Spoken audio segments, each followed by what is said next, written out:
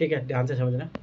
तो ये पहला क्वेश्चन है। देखो मैं फिर बार होता हूँ, राज्यसभा लोकसभा के रिलेटेड जो भी क्वेश्चन दिए हैं PYQ में वो इम्पोर्टेंट हो जाएंगे इस बार के लिए, तो अच्छे से पढ़ना। ठीक है, दूसरी देखो हिस्ट्री में जब भी पढ़ोगे तो सिंधु घाटी सभ्यता तो वो इम्पोर्टेंट है। ठीक है, उसके बाद में वैदिक काल जो है इम्पोर्टेंट हो जाता है, वैदिक काल से क्वेश्चन आते हैं। ठीक है, उसके बाद में यहाँ रख लेना गुप्ताज, ये वेरी वेरी इंपॉर्टेंट। मौर्योत्तर काल है, मौर्य काल है, उसके बाद जो काल है यहाँ से क्वेश्चन बना था, आपकी बार गुप्त काल से बना था क्वेश्चन। ठीक है, यहाँ अशोका इम्पोर्टेंट हो ही जाता है। तो ये एंशियंट हिस्ट्री में याद रखना कि ये बहुत इंपॉर्टेंट है, 2-3 क्वेश्चन मिलेंगे आपको यहाँ से। जैनिज्म बुद्धिज्म हो गया, ये अच्छे से पढ़ ही लेना, लगभग 5 क्वेश्चन तो यहीं से आएंगे हिस्ट्री में, और वो आते हैं हर साल। ठीक है, तो अच्छे से करना इन चीज़ों को। चलो ठीक है, पहला क्वेश्चन देखो, ध्यान से देखना। अब यही क्वेश्चन आपको 2018 में भी मिलेगा, 2023 में भी मिलेगा आपको, 2022 में आया था, 22 में। ठीक है, अब देखो ध्यान से समझना इन क्वेश्चनों को, ध्यान से देखो। यदि राज्यसभा किसी धन विधेयक में सारभूत संशोधन करती है तो तत्पश्चात क्या होगा। याद करो, मैंने जैसे कल 2012 के क्वेश्चन जो बता रहा था उसी में मैंने बता दिया था कि जब मनी बिल होता है, मनी बिल में राज्यसभा 14 दिन तक उसको बस रोक के रख सकती है, उसके बाद में पारित मान लिया जाता है। और जो वो संशोधन करती है तो हो उसको लोकसभा हो सकता माने भी, हो सकता नहीं भी माने, उन पर डिपेंड करता है। तो ये चीज़ आप देखो, ये फिक्स क्वेश्चन है, आप देखो ये रिपीटेड होते जा रहे हैं आपको। अब ये देखो 2011 से लेके 2023 तक लगभग 40-50 क्वेश्चन तो आपको यहीं से मिल जाएंगे। अगर 1995 से कर लोगे तो 10 क्वेश्चन उधर से, मान लो 50 क्वेश्चन तो पक्के आएंगे जो PYQ से ही रिपीट होंगे। अब देखो ये क्वेश्चन कल अगर आप थोड़ा बहुत उधर जाके डिटेल में पढ़ लेते तो ये क्वेश्चन भी सॉल्व हो जाता ना। ठीक है, तो ये चीज़ याद रखना कि सब चीज़ें जुड़ी हुई है एक दूसरे से, तो आप इनको कनेक्शन में पढ़ो तो ज़्यादा अच्छा रहेगा। ठीक है, अब देखो यहीं पे आया, धन विधेयक आ गया, मनी बिल आ गया, वित्त विधेयक आ गया, कॉन्स्टिट्यूशनल अमेंडमेंट आ गया। ठीक है, तो ये सब एक साथ ही पढ़ लो। साधारण विधेयक क्या होता है, जॉइंट सेशन किस में बैठता है, किस में नहीं बैठता है, तो ये एक साथ करो भाई। इसका मतलब देखो अभी इसके हर पार्ट से हर बार क्वेश्चन बन ही रहा है। अब की बार भी आया था, 2023 में भी आया था मनी बिल वाला, हर साल क्वेश्चन आ रहा है। तो आप इस टॉपिक को अच्छे से कर लो। मैं फिर बार होता PYQ थीम के अकॉर्डिंग ही काम करो। अभी ध्यान से देखना, राज्यसभा किसी धन विधेयक में सारभूत संशोधन करती तो तत्पश्चात क्या होगा। अब अपन देखते हैं कि पहले कौन कौन से जो शब्द हो, तो एकदम ऑप्शन जो हट ही जाएंगे। ठीक है, देखो इसमें लोकसभा विधेयक पर आगे कोई विचार नहीं कर सकती, एकदम देख रहे हो एक्सट्रीम स्टेटमेंट, कोई विचार नहीं कर सकती। अरे कुछ तो कर सकती है ना, ये तो ऐसे हट गए। लोकसभा विधेयक को पुनः विचार के लिए राज्यसभा को लौटा सकती है। अब ध्यान से समझना, ये वाली कंडीशन क्या होगी, देखो लोकसभा हो गया या राज्यसभा, लोकसभा से पारित हुआ, राज्यसभा के पास गया, राज्यसभा इसको लौटा रही है, फिर ये वापस लौटा रही है, तो चलते ही रहेगा, इसे कभी खत्म ही नहीं होगा, तो इसका कोई मतलब ही नहीं है। अगला देखो, राष्ट्रपति विधेयक को पारित करने के लिए संयुक्त बैठक आहूत कर सकता है। अब मैंने कल ही बताया था कि जो जॉइंट सेशन होती है ओनली याद रखना साधारण विधेयक में होती है। मैं फिर बार बता रहा हूँ, चीज़ें याद रखना, और कल ही मैंने बताया था। तो ये ऐसे गलत हो जाएगा, तो आंसर अपना यही बचा। लोकसभा राज्यसभा की अनुशंसाओं को स्वीकार करे या अस्वीकार करे, इस विधेयक पर आगे कार्रवाई कर सकती है। ये चीज़ याद रखना। मैं फिर बार बता दूँ, रिपीट क्वेश्चन है इनका, अब ये गलत नहीं होना चाहिए। अब देखो ये क्वेश्चन भी रिपीटेड, अब ध्यान से समझना, और अब की बार भी इंपॉर्टेंट मान के चलो, क्योंकि राष्ट्रपति और राज्यपाल से हमेशा क्वेश्चन आता ही है, ये चीज़ याद रख लें। तो राष्ट्रपति राज्यपाल को अच्छे से पढ़ लेना, दोनों में कंपेरिजन करके पढ़ना, कौन क्या तेरा चल रहा, कहाँ सो रहे हो तुम। ठीक है, अगला देखो क्वेश्चन। अरे सर मैं 2012 लाया बाकी जाओ पर क्या करोगे।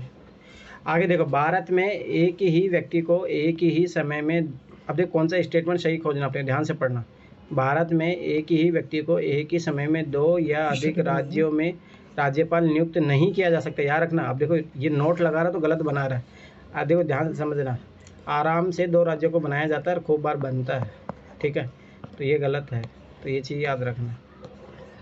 ठीक है, अब आगे देखो, ये भारत के संविधान में ध्यान से समझना ये चीज़, राज्यपाल को उसके पद से हटाने हेतु कोई भी प्रक्रिया का अधिकृत नहीं। अब ध्यान से समझना, संविधान में दिया है, संविधान परिभाषित करता, वो गलत स्टेटमेंट निकलता रही है, बोल दे कि संविधान में नहीं दिया, वो सही रहता है। मोस्टली चीज़ ऑब्जर्व करना, मैं फिर बार बता रहा हूँ।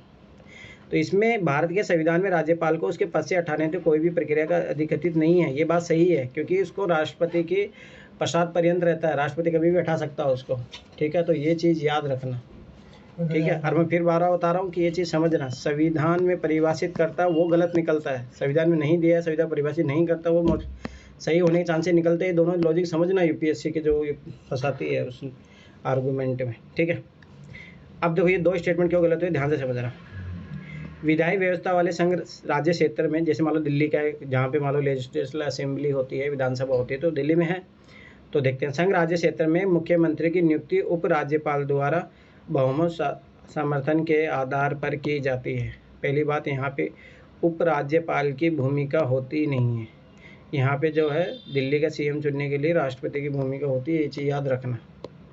अभी यहाँ पे चेंज करने की पॉसिबिलिटी है, मैंने हमेशा बोला है राष्ट्रपति को वो हमेशा चेंज करेगा राज्यपाल से, राज्यपाल को चेंज करेगा राष्ट्रपति से, ये चीज़ याद रखना। देखो यहाँ पे रिप्लेस कर दिया उसने इजीली, ये गलत गया। अभी तक देखो, भारत में राज्य के उच्च न्यायालय के न्यायाधीश राज्य के राज्यपाल द्वारा नियुक्त किए जाते हैं। अच्छा, अभी मैंने बोला था ना, राज्यपाल जब भी आए तो डाउट में सोचो, यहाँ पे राष्ट्रपति भी हो सकता है, ये चीज़ हमेशा याद रखना।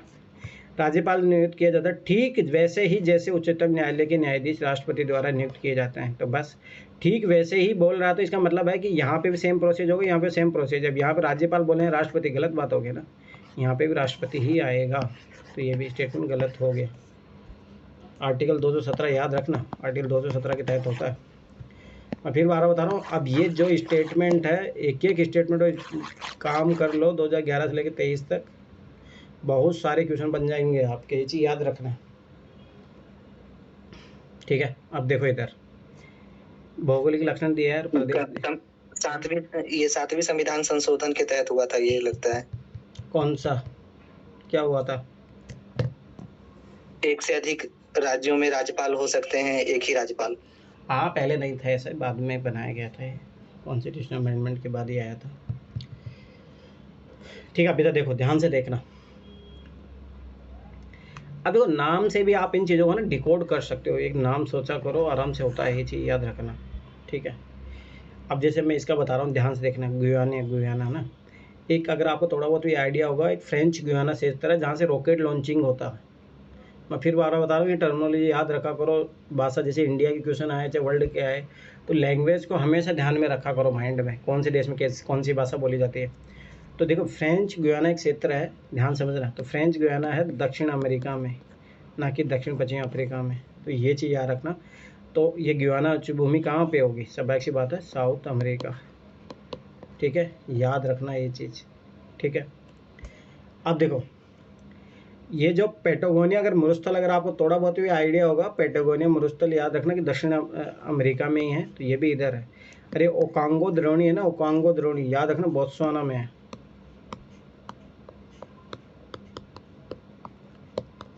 ठीक है, तो ये चीज़ याद रखना। बोत्सवाना कौन से महाद्वीप में आएगा, हमें बताओ।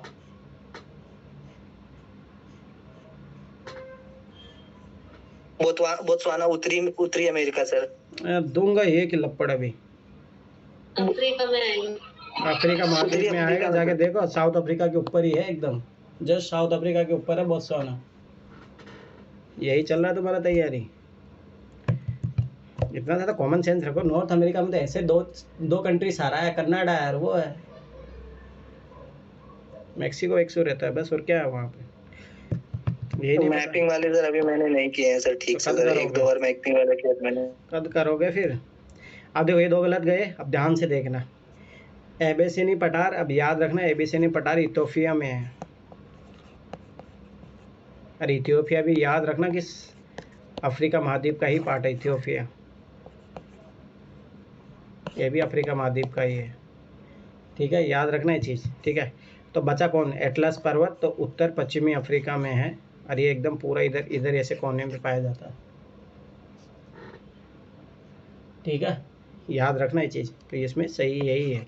अब यहाँ पे ज़्यादा उल्टा इस क्वेश्चन से आपको गलत सही की टेंशन नहीं लेनी, इसमें सीखना था। अब देखो यहाँ से कितने 3-4 फैक्ट सीखने को मिल गए, जो भी यूपीएससी वाले फैक्ट, तो यूपीएससी क्वेश्चन आगे जाके पूछ सकता है, ये चीज़ याद रखना। तो एटलस पर्वत है, उत्तर पश्चिमी अफ्रीका में पाया जाता है, यहाँ पे एकदम। ठीक है, तो इसमें इस क्वेश्चन में सीखने वाली चीज़ थी, आगे के फ्यूचर के क्वेश्चन सही करने के लिए। ठीक है, अब देखो ध्यान से देखना। भारतीय शिला वस्तु के इतिहास के संदर्भ में है, निम्नलिखित कथनों पर विचार करना, कौन कौन से सही है आपको ये बताना है। ठीक है, अब देखो ध्यान से समझना, मैं फिर बार बार बता रहा हूँ। बादामी की गुफाएं जो है भारत की प्राचीनतम अवशिष्ट शैलकृत गुफाएं। शैलकृत गुफाएं मतलब जो पठार होते हैं उन्हीं को काट के बनाया जाता है। तो ये चीज़ याद रखना कि पहली बात तो ये तो है नहीं, अरे बादामी गुफाएं याद रखना कर्नाटक में है। ठीक है, अब देखो भारत की प्राचीनतम है तो ये याद रखना फैक्चुअल स्टेटमेंट। अब देखो ध्यान से देखना, बाराबर की शैलकृत गुफाएं सम्राट चंद्रगुप्त मौर्य, अब देखो यहाँ पे रिप्लेसेबल आराम से अशोक की जगह रिप्लेस कर सकता है, द्वारा मूलतः वर्ड। अब देखो ये मूलतः वर्ड मैंने 2023 में इसी कारण से गलत किया था, मूलतः आजीविकों के लिए बनवाई गई थी, ये गलत होगा, 100% गलत होगा। एलोरा में गुफाएं विभिन्न धर्मों के लिए बनाई गई, एकदम जनरल स्टेटमेंट है। अरे ये थोड़ा बहुत अजंता एलोरा के बारे में पता होना चाहिए। अब देखो, अब इतना पता है कि तीनों तो गलत होंगे नहीं, तीनों सही होंगे नहीं। आपने को पता लग गया कि ये तो गलत है 100%, ये तो 100% गलत है। ठीक है, ये जनरल स्टेटमेंट है। अब देखोगे तो तीनों के तीनों फैक्चुअल स्टेटमेंट है। तो मैंने क्या बोला, जब 3 फैक्चुअल स्टेटमेंट आते तो एक ही सही होता है। तीनों के तीनों आपसे इन्फॉर्मेशन जानना चाह रहे हैं। ठीक है तो ये चीज़ याद रखना। यहाँ पे प्राचीनतम अवशिष्ट शैलकृत गुफा याद रखना भीमबेटका की है जो MP में है, तो ये गलत है ये वाला स्टेटमेंट भी। ठीक है, अभी यही UPSC ने आगे जाके क्वेश्चन 2022 में पूछा, सेम रिपीट हुआ सारा का सारा, ये भी रिपीट होगा आगे जाके। ठीक है, तो ये चीज़ एलोरा गुफा महाराष्ट्र में है। ठीक है, यहाँ पे चंद्रगुप्त मौर्य नहीं अशोक ने बनाई थी। अरे मूलतः आजीविकों के लिए नहीं है, ये गलत है, मूलतः बड़े ऐसे गलत जाएगा। अरे याद रखना बाराबर की जो शैलकृत गुफाएं हैं ये कहाँ पे है नगीना, अब मैं कहाँ पे है ये कौन सा सर? बाराबर के शैलकृत गुफाएं कहाँ पे हैं? ये बराबर की गुफाएं बिहार में है, जहानाबाद में है। बिहार में है, याद रखना चाहिए। अरे याद रखना सर क्या नाम है इनका, धर्मेंद्र झाकर सर की जो बुक है उसमें है ना प्राचीनतम जो शैलकृत गुफाएं हैं वो उन्होंने ये बराबर वाली दे रखी है। एक बार देखना उसको पर अगर देखोगे तो रियलिटी में भीमबेटका मध्य प्रदेश में है। आप भीमबेटका तो मध्य प्रदेश में, वो तो पता है। प्राचीनतम अजंता की गुफाएं सर ये भी बिहार में ही है। अजंता बिहार में? अमित उठा के फेंक दूंगा मैं तेरे को। जनता बुद्ध के लिए फेमस है, ये महाराष्ट्र में, ये लोरा और अजंता महाराष्ट्र में है, और ये अजंता जो है ना ये बुद्ध के लिए फेमस है। अभी मैं स्लिप कर गया सर ये मैं। अच्छा, यहाँ पे क्या देखे रखा है? प्राचीनतम अवशिष्ट शैलकृत गुफा, उसको देखे रखा है, बराबर की गुफाओं को। हाँ, rock cut, single rock cut के बारे में ये कह रहा है सर। एक बार नेट पे सर्च करके बताओ कौन सी है सबसे भारत की प्राचीनतम अवशिष्ट शैलकृत गुफा, कौन सी? भीमबेटका है या फिर वो है बाराबर की गुफा है? ये ऑप्शन गलत है। हाँ वो तो गलत है, वो तो मुझे पता है, बादामी गुफाएं तो नहीं है। अरे सही बताओ ना, तो मैं सही पूछ रहा हूँ, तुम लोग पढ़ के नहीं आते हो इसका मतलब। अब मैं फिर बता रहा हूँ, इंपॉर्टेंट है ये क्वेश्चन, रिपीट होंगे, ये चीज़ याद रखना सारी चीज़ें। ये अशोक ने बनाया था, बिहार में है, ये सब चीज़ें याद रखना। ये कर्नाटक में है, डायरेक्ट क्वेश्चन बना था 2022 में। सर भीमबेटका आएगा वहाँ पे, ये बादामी गुफा की जगह पर। तो मैं तो भीमबेटका ही बता रहा था। और हमें चेक किया तुमने? एक बार इंग्लिश में करके सर्च करो, ऐसे हिंदी में नहीं मिलेगा। Oldest surviving rock cut caves.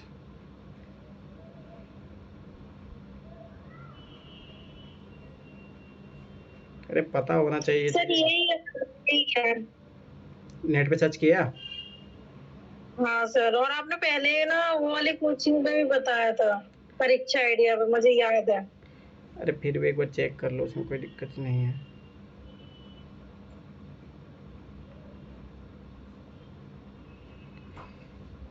नहीं, बाराबर भीमबेटका सब प्राचीनतम है सर। नहीं, ये सर्वे रोक कट याद रखना, ये बराबर की गुफा है, भीमबेटका नहीं है यहाँ पे, याद रखना ये चीज़, ठीक है। ओल्डेस्ट सर्वे रोक कट इन इंडिया, ये और ये बनी थी मौर्य एम्पायर के टाइम में 322 से लेके 185 BC में। अरे तेज फिर उसमें हो जाएगी आवाज़, 2 मिनट रुक जाइए। उस रूम में जाके हवा खा के आ जाओ ना। क्या खाते हैं? हवा हवा थोड़ी ना खाना है। अब तो डिस्टर्ब होगा ना।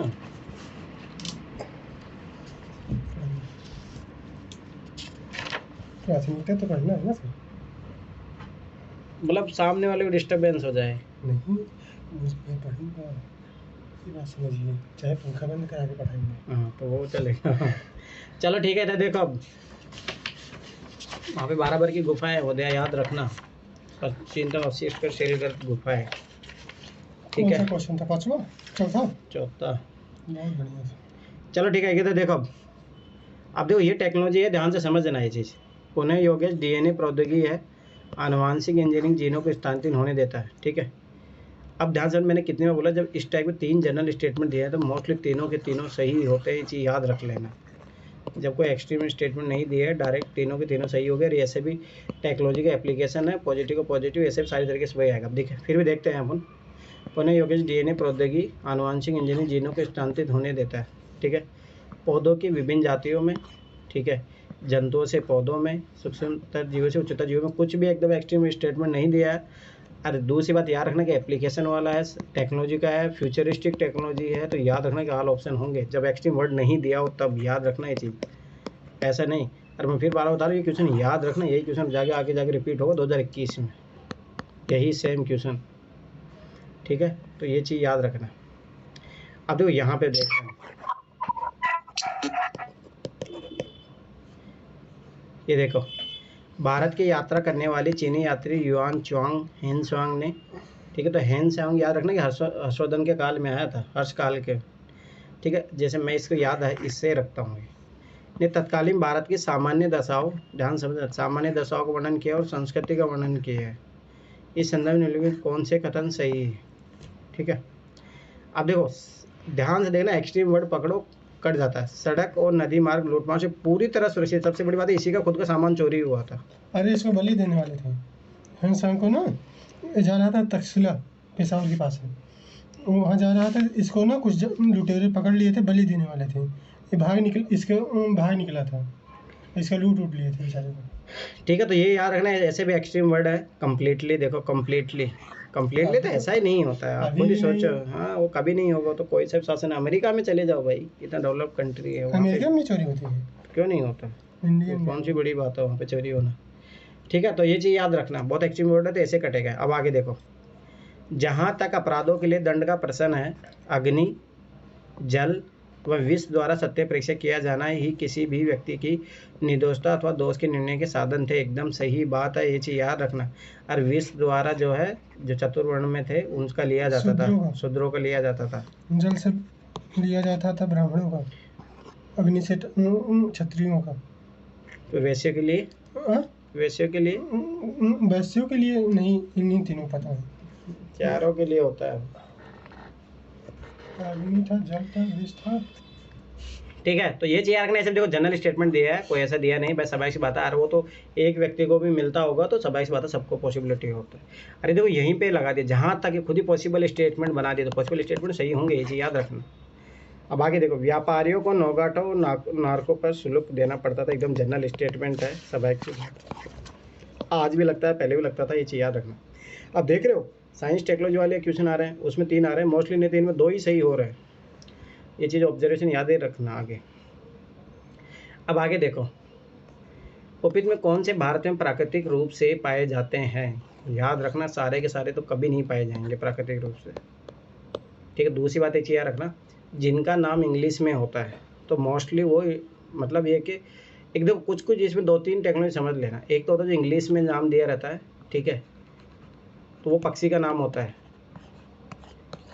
ठीक है। इंग्लिश जो रहता, पूरा नाम ही जो है उसका इंग्लिश में है तो पक्षी रहता है मोस्टली, ऐसा मतलब एक नॉमिनेशन, एक कल्चर होता है, ठीक है। एक चीज़ याद रखना। अब दूसरी बात, एक चीज़ ध्यान से देखना, यहाँ पे देखो स्पाइडर, अगर मूवी भी आपने देखा हो तो अमेरिका में बोल कहाँ पे, हॉलीवुड है ना। हाँ तो ठीक है, तो ये देखो वहाँ का हो गया तो ऑटोमेटिक कट गया, तो चारों तो सही होंगे नहीं। तारा कछुआ खूब पाया जाता है भारत में अच्छे तरीके से, इधर अगर आप असम में जाओगे तो वहाँ पे पाया जाता है, ठीक है, तो ये चीज़ याद रखना। मॉनिटर छिपकली, ठीक है, छिपकली अब देखो टाइप है, छिपकली एक भी छिपकली पा गई तो हो सकता है। वामन सुअर तो खूब पाए जाते हैं, पर याद रखना स्पाइडर ये देखो स्पेशली जो लोकेट कर रहा है कि वहाँ का है, यूएसए में पाया जाता है, ये चीज़ यार, ये भारत में नेचुरली रूप से पूछ रहा है, ये चीज़ याद रखना। तो 3 सही होंगे, चारों के चारों सही नहीं होंगे, ये चीज़ याद रखना। तारा कछुआ तो उड़ीसा में भी पाए जाते हैं। ये पाया जाता है, टटल जिनके ऊपर है ना स्टार लगा, मतलब स्टार जैसा रहता है इनके ऊपर वाले, उस पर असम में वो भी पाए जाते हैं, वहाँ पे भी तालाब वाला में पाए जाते हैं। ठीक है, अब ध्यान से देखना अगला क्वेश्चन। निम्न कौन से भारत के कुछ भागों में पीने के जल प्रदूषक के रूप में पाए जाते हैं? अगर तुम्हें पूरा पता होगा तो यहाँ से 2 से बनाओ, स्टेटमेंट 2, 3, 4, 5। ठीक है, ध्यान से समझना, पाँचों कभी नहीं होंगे। ठीक है, ध्यान से समझना ये चीज़, क्योंकि ये अपने को स्पेसिफाई कर दिया जल में प्रदूषक के, जल में तो ऐसा नहीं कि सारे प्रदूषक जल में आ जाएंगे। ठीक है, पहली बात तो ये चीज़ याद रखना। ठीक है, दूसरी बात एक चीज़ याद रखना कि अगर तुमने पढ़ा होगा कि बहुत बड़ा मिशन चला था उसी टाइम 2011-12 के दौर में, तो सबसे मेन चीज़ होती थी फ्लोराइड पाया जाता है, जैसे राजस्थान में हो गया, आर्सेनिक पाया जाता है, तो इसके कारण बहुत सारी बीमारियाँ हो रही थी। तो सरकार क्या कर रही थी, मुझे याद है बच्चों ने अच्छे तरीके से, गोलियाँ, छोटी छोटी गोलियाँ होती थी, तो ऐसा होता था उस टंकी में गोलियाँ डालनी होती थी ताकि इसके प्रभाव को कम किया जाए, फ्लोराइड को और आर्सेनिक का प्रभाव को। ठीक है, तो ये चीज़ याद रखना, ये तो ज़रूर है, आर्सेनिक और फ्लोराइड दो तो कन्फर्म। राजस्थान में आर्सेनिक सबसे अधिक पानी में पाया जाता है, पानी वहाँ पूरा ख़राब है, इसी कारण से आर्सेनिक और फ्लोराइड। मेरे दांत जो ख़राब होने रीज़न भी यही है, फ्लोराइड की जो ज़्यादा मतलब ये ख़राब करता है दांतों को, ये चीज़ ख़राब है, मेरा वाइटनेस है उसमें। ठीक है, तो ये चीज़ याद रखना। तो पहली बात ये दोनों तो ज़रूर है। ठीक है, अब देखो यूरेनियम याद करो, मैंने कल भी बोला था यूरेनियम जो है मिट्टी में पाया जाता है यूरेनियम। ठीक है, तो स्वाभाविक सी बात है, जब जल वल के जैसे मान लो कि तालाब है तो वहाँ पे यूरेनियम का प्रदूषण होने के भी मतलब 1% भी, कुछ भागों में, समझ रहे हो, कुछ भागों में तो 1% यूरेनियम के चांस रहेंगे। अब ये सोर्बिटॉल है ना, याद रखना साबुन बनाने में यूज होता है, तो इसके पानी से कोई संबंध है नहीं। अब फॉर्मेल्डिहाइड याद रखना उर्वरक बनाने में काम आता है। और वो मोस्टली एक चीज़ याद रखना, 5 स्टेटमेंट में से 3 ही सही होते हैं, 4 में से 3। ये चीज़ याद रखना। देखो ना, ये है ना 5 में से 3 सही स्टेटमेंट होते हैं, ये लगभग अगर 10 क्वेश्चन आए तो कम से कम 6 क्वेश्चनों में जरूर लगेगा, आगे भी देख लेना, इस चीज़ को नोटिस करते जाना। पर मैं फिर बता रहा हूँ, ज़्यादा अच्छा है कि आप इस क्वेश्चन में देखो ना, इस टाइप जब भी क्वेश्चन आए, ठीक है, अब पहले देख लेना स्पेसिफिक है, पॉल्यूशन वाला है पर स्पेसिफिक नहीं। अब जैसे जल में बोल दिया तो ये पीने के जल में, और ये चीज़ याद रखो, तो यहाँ पे जो सुना है वही आंसर माना, ऐसा नहीं कि जैसे मैंने तो पहले जब इससे सोर्बिटॉल या फॉर्मेल्डिहाइड सुना भी नहीं था, ये तो फिर भी जरूर सुना था, आर्सेनिक, फ्लोराइड हो गया, यूरेनियम हो गया, तो ये चीज़ याद रखना। ये जो सोर्बिटॉल होता है सर, वो कॉन्स्टिपेशन की दवाई है सर। अच्छा, फ्लोराइड जो है, हाँ, फ्लोराइड जो है फलों को जो क्या करते हैं, बीमारी से बचाते हैं, जो फ्लोरोसिस बीमारी से बचाते हैं सर। फ्लोराइड जो है, फ्लोरोसिस बीमारी से, जैसे कि दांत खराब होता है ना, वो है ये फ्लोराइड। और फॉर्मेल्डिहाइड जो है पदार्थ संरक्षण में प्रयोग होता है। देखते होंगे कि मेडिसिन वगैरह की डिबिया में एक छोटा सा पैकेट रहता है जो कि नमी को सोख लेता है, तो वो फॉर्मेल्डिहाइड उसमें मौजूद रहता है जो कि दवाओं को खराब होने से बचाता है। और फ्लोराइड जो है वो फ्लोरोसिस बीमारी इससे होता है, दांतों के खराब कर देता है ये। और सोर्बिटॉल कॉन्स्टिपेशन की दवाई है। यूरेनियम जानते हैं, आर्सेनिक तो वही है पानी वाला। अच्छा, चलो ठीक है, पढ़ लेना इन ऑप्शनों के बारे में, क्वेश्चन बना आगे। ठीक है, अब देखो इधर देखो, एक क्वेश्चन ध्यान से समझना, भारतीय इतिहास के संदर्भ में। ठीक है, प्रांतों से संविधान सभा के सदस्य, अब तो ध्यान से समझना, लॉजिक वाला स्टेटमेंट है। अब देखो यहाँ पे देखो, और मैंने देखो इन क्वेश्चनों का एक लॉजिक बताया था, एक तो स्टार्टिंग में सेम दिया होगा, तो यहाँ पे स्टार्टिंग में सेम नहीं दिया है, दूसरा एक रहता आखिरी में सेम दिया हो रहता। देखो निर्वाचित हुए थे और निर्वाचित हुए थे, तो आंसर तो पता लग गया इन दोनों में से ही है, तो ये 2 ऑप्शन तो हट गए। प्रांतों से संविधान सभा के सदस्य भारतीय राष्ट्रीय कांग्रेस तथा मुस्लिम लीग से नामित हुए थे, और क्या कर रहे थे, और बहुत सारी पार्टियां थी भाई उस टाइम, ये दोनों पार्टियां सहेली थी। ठीक है, तो ये तो ऐसे गया। सरकार द्वारा संवैधानिक मामलों में उनकी विशेषज्ञता के लिए चुने गए थे। अच्छा, नॉर्मल व्यक्ति को कौन चुनेगा? ठीक है, अब तो ध्यान देखना, आंसर तो इन दोनों में से ही आएगा, अब इतना तो कन्फर्म है। उन प्रांतों के लोगों द्वारा सीधे सीधे निर्वाचित हुआ था। अरे कहाँ डायरेक्ट इलेक्शन उस टाइम कहाँ पॉसिबल था, ठीक है। और जो भी याद करो, जब भारत उस टाइम संक्रमण के दौर से, वर्ल्ड वार चल रहा है, 1946 में संविधान सभा बन रही है, उस दौर में कहाँ पे डायरेक्ट इलेक्शन करा पाओगे वर्ल्ड वार के दौर में, ठीक है। तो ये तो ऐसे पॉसिबल नहीं है। जो भी बोला डायरेक्ट इलेक्शन, ऐसे भी तुम्हें पता हो विधानसभा के सदस्य तो उनके भेजे थे उनको, तो प्रांतीय विधानसभा द्वारा निर्वाचित हुए थे, एकदम सही बात है, ये चीज़ याद रखना, ठीक है। अब आधा देखो, आपकी बार भी क्वेश्चन आया तो मैं फिर बता रहा हूँ, ये जितनी टर्मिनोलॉजी आई हुई है यूपीएससी में वही क्वेश्चन पूछता हो बार बार। कौन कौन सी स्तनधारी है, ठीक है, याद रखना, मैमल्स की बात पूछ रहा है, ठीक है। अब देखो मैं फिर बारह बता रहा हूँ, 1 2 3 नन ऑफ द अबव, तीनों होंगे नहीं, और तीनों में से एक तो जरूर सही होगा, ये चीज़ याद रखना। अब समुद्री गाय का यूपीएससी ने बार बार क्वेश्चन पूछा है, मैं फिर बार बार बता रहा हूँ, ये चीज़ याद रखना। एक मछली है, ये गाय की तरह दिखती है, मतलब इसकी 4 टांग होती है, ऐसे दिखती है एकदम, इसे देखना, ठीक है। दूसरी बात ये चीज़ याद रखना, ये शाकाहारी भी है, ठीक है। तो ये कुछ विशेषता याद रखना, क्वेश्चन बना है डायरेक्ट आगे जाके, ठीक है। और ये समुद्री घोड़ा है, रेप्टाइल्स है, याद रखना, ये रेप्टाइल्स है, ठीक है, मगरमच्छ की प्रजाति है ये, तो ये नहीं है स्तनधारी मैमल्स, नहीं है ये। समुद्री सिंह है जो ये है, तो ये चीज़ याद रखने के बारे में अच्छे से पढ़ लेना, ये पिछले हफ्ते सेम क्वेश्चन रिपीट किया था। और मैं फिर बता रहा हूँ, जहाँ फंस जाओ 2 मार के आना, कोई नहीं, गलत होंगे कोई बात नहीं, 10 में से अगर अपन 4 भी सही हो गए तब भी प्लस में रहेंगे, और वो इतनी ख़राब कंडीशन तो रहेगी नहीं। पहली बात, इतने क्वेश्चन आते नहीं जिसमें एकदम तुम्हें कुछ भी आइडिया नहीं होगा, PYQ करके जाओगे, कुछ ना कुछ तो आइडिया रहता है, मैं फिर बता रहा हूँ। अब जैसे यही क्वेश्चन है, ये आगे क्वेश्चन जाके आपकी हेल्प करेगा। अब देखो ये क्वेश्चन, अब ध्यान से देखना, ये पढ़ लेना, गलती मत कर देना इसमें, ठीक है, ध्यान से समझना। देखो भारत के संविधान में, अब मैं फिर बार बार बता रहा हूँ, संविधान में संशोधन केवल लोकसभा में एक विधेयक पूर्व स्थापना द्वारा प्रारंभ किया जा सकता है। बोल रहा है कि भारत के संविधान संशोधन केवल, फिर राज्यसभा क्या कर रही है वहाँ पे, याद रखना, कॉन्स्टिट्यूशन अमेंडमेंट बिल होता है वो कहीं पे भी स्टार्ट किया जा सकता है, चाहे लोकसभा हो चाहे राज्यसभा, कहीं से भी स्टार्ट किया जा सकता है, तो ये चीज़ याद रखना, ठीक है। तो ये तो गलत स्टेटमेंट है, याद रखना ये चीज़। यदि ऐसा संशोधन संविधान के संघीय चरित्र में परिवर्तन की मांग करता है, याद करो मैंने कल ही बता दिया था, 2012 पेपर कर रहे थे तब, ये होता है, उसका अच्छे से पढ़ लोगे, सॉल्यूशन हो जाएगा। परिवर्तन की मांग करता तो संशोधन का अनुसमर्थन भारत के सभी राज्यों, अरे नहीं मैंने कल ही बोला था, आधे से अधिक होने चाहिए, याद रखना। मतलब अभी 28 स्टेट है तो 15 स्टेट के चाहिए, राज्य विधानमंडल द्वारा किया जाना चाहिए, मैंने बोला सिंपल मेजोरिटी, ये चीज़ें भी याद रखना, ठीक, गलत है दोनों के दोनों स्टेट में, डी आंसर।